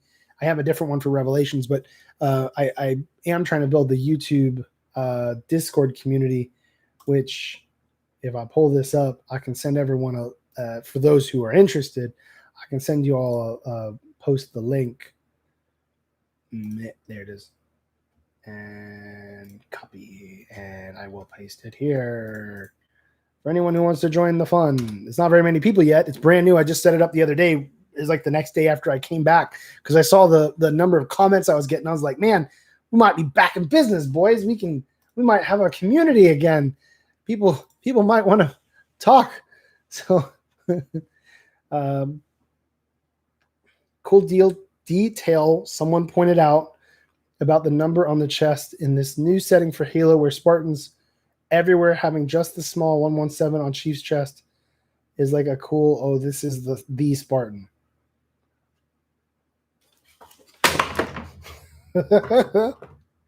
Whoops. Pulled that right off. Now you can see the lights and stuff, and the camera's all messed up. Oh well, that's what happens sometimes. You pull stuff off. Are you talking about on the figure or for Halo Infinite itself? I'll have to look at that. But that on the figure, I can see it. And something fell off. I'm gonna have to look for that later. Oh well. Now I feel like I gotta sit way over here to see. Thank you, Def, like the Gundam 08 the Mess team, with how more realistic the show is rather than the usual tropes. 08 the Mess team is really cool, especially the fight with EZ8 and with the Guff Custom, one of the best fights in all of anime, especially involving mechs. And then my personal favorite of all the Gundam series is the 0083. I love the fact that there was no new types, just like in 08 the Mess team. There's no new types. There's no magic. There's just two guys who are badass pilots, one being a rookie, but he quickly adapts. And then the other being, Anavo Gato, who's he's just awesome. And it has some of the best animation quality. And when you think like that's all hand drawn, and it's good. It is. Okay. Okay, in Halo Infinite itself about the 117. All right, I'll have to see that. But I do need to go ahead and get going, guys. Unfortunately, we hit the 3-hour mark, and that's way past. I was only going to do an hour, and I was having such a good time, and you guys were commenting a lot. I was terrified that this was going to be boring, that like no one was going to show up. It'd be like me and one guy, and then like there's going to be nothing to talk about. So I really am glad that you guys came out and spent the night with me. I agree. This was a good stream. And if you guys would like, let me know if you would like to see me do some more. And I don't know if this will be a weekly thing or a bi-weekly thing. Oh, there's the piece. Found it. Something broke off, so I got to fix that. But yeah, so anyway, thank you guys very much for watching. Thank you seriously for you guys sticking around and staying subscribed and supporting the channel through just watching. I will say it would really help a lot to help rejuvenate the channel if when you guys see a new video, comment. Commenting right now seems to be YouTube's magic to help. It's not really magic, but it helps to really lift the channel back up. I do need help there. And if you guys could help by commenting, that would be like tremendous to help really get things moving again. And be able to start reaching some new viewers. That would be really cool too. Yeah. Right. Any sort of interaction, basically. Liking does help, but commenting means that the viewer took time to do something, when liking can just be, I like it, and then they just walk on and just go to the next video. But anyway, guys, again, new videos coming, a lot of new content. I'll talk to you guys again really soon. All right. Thank you guys again. It means a lot that you guys were here tonight. See you guys later. Bye.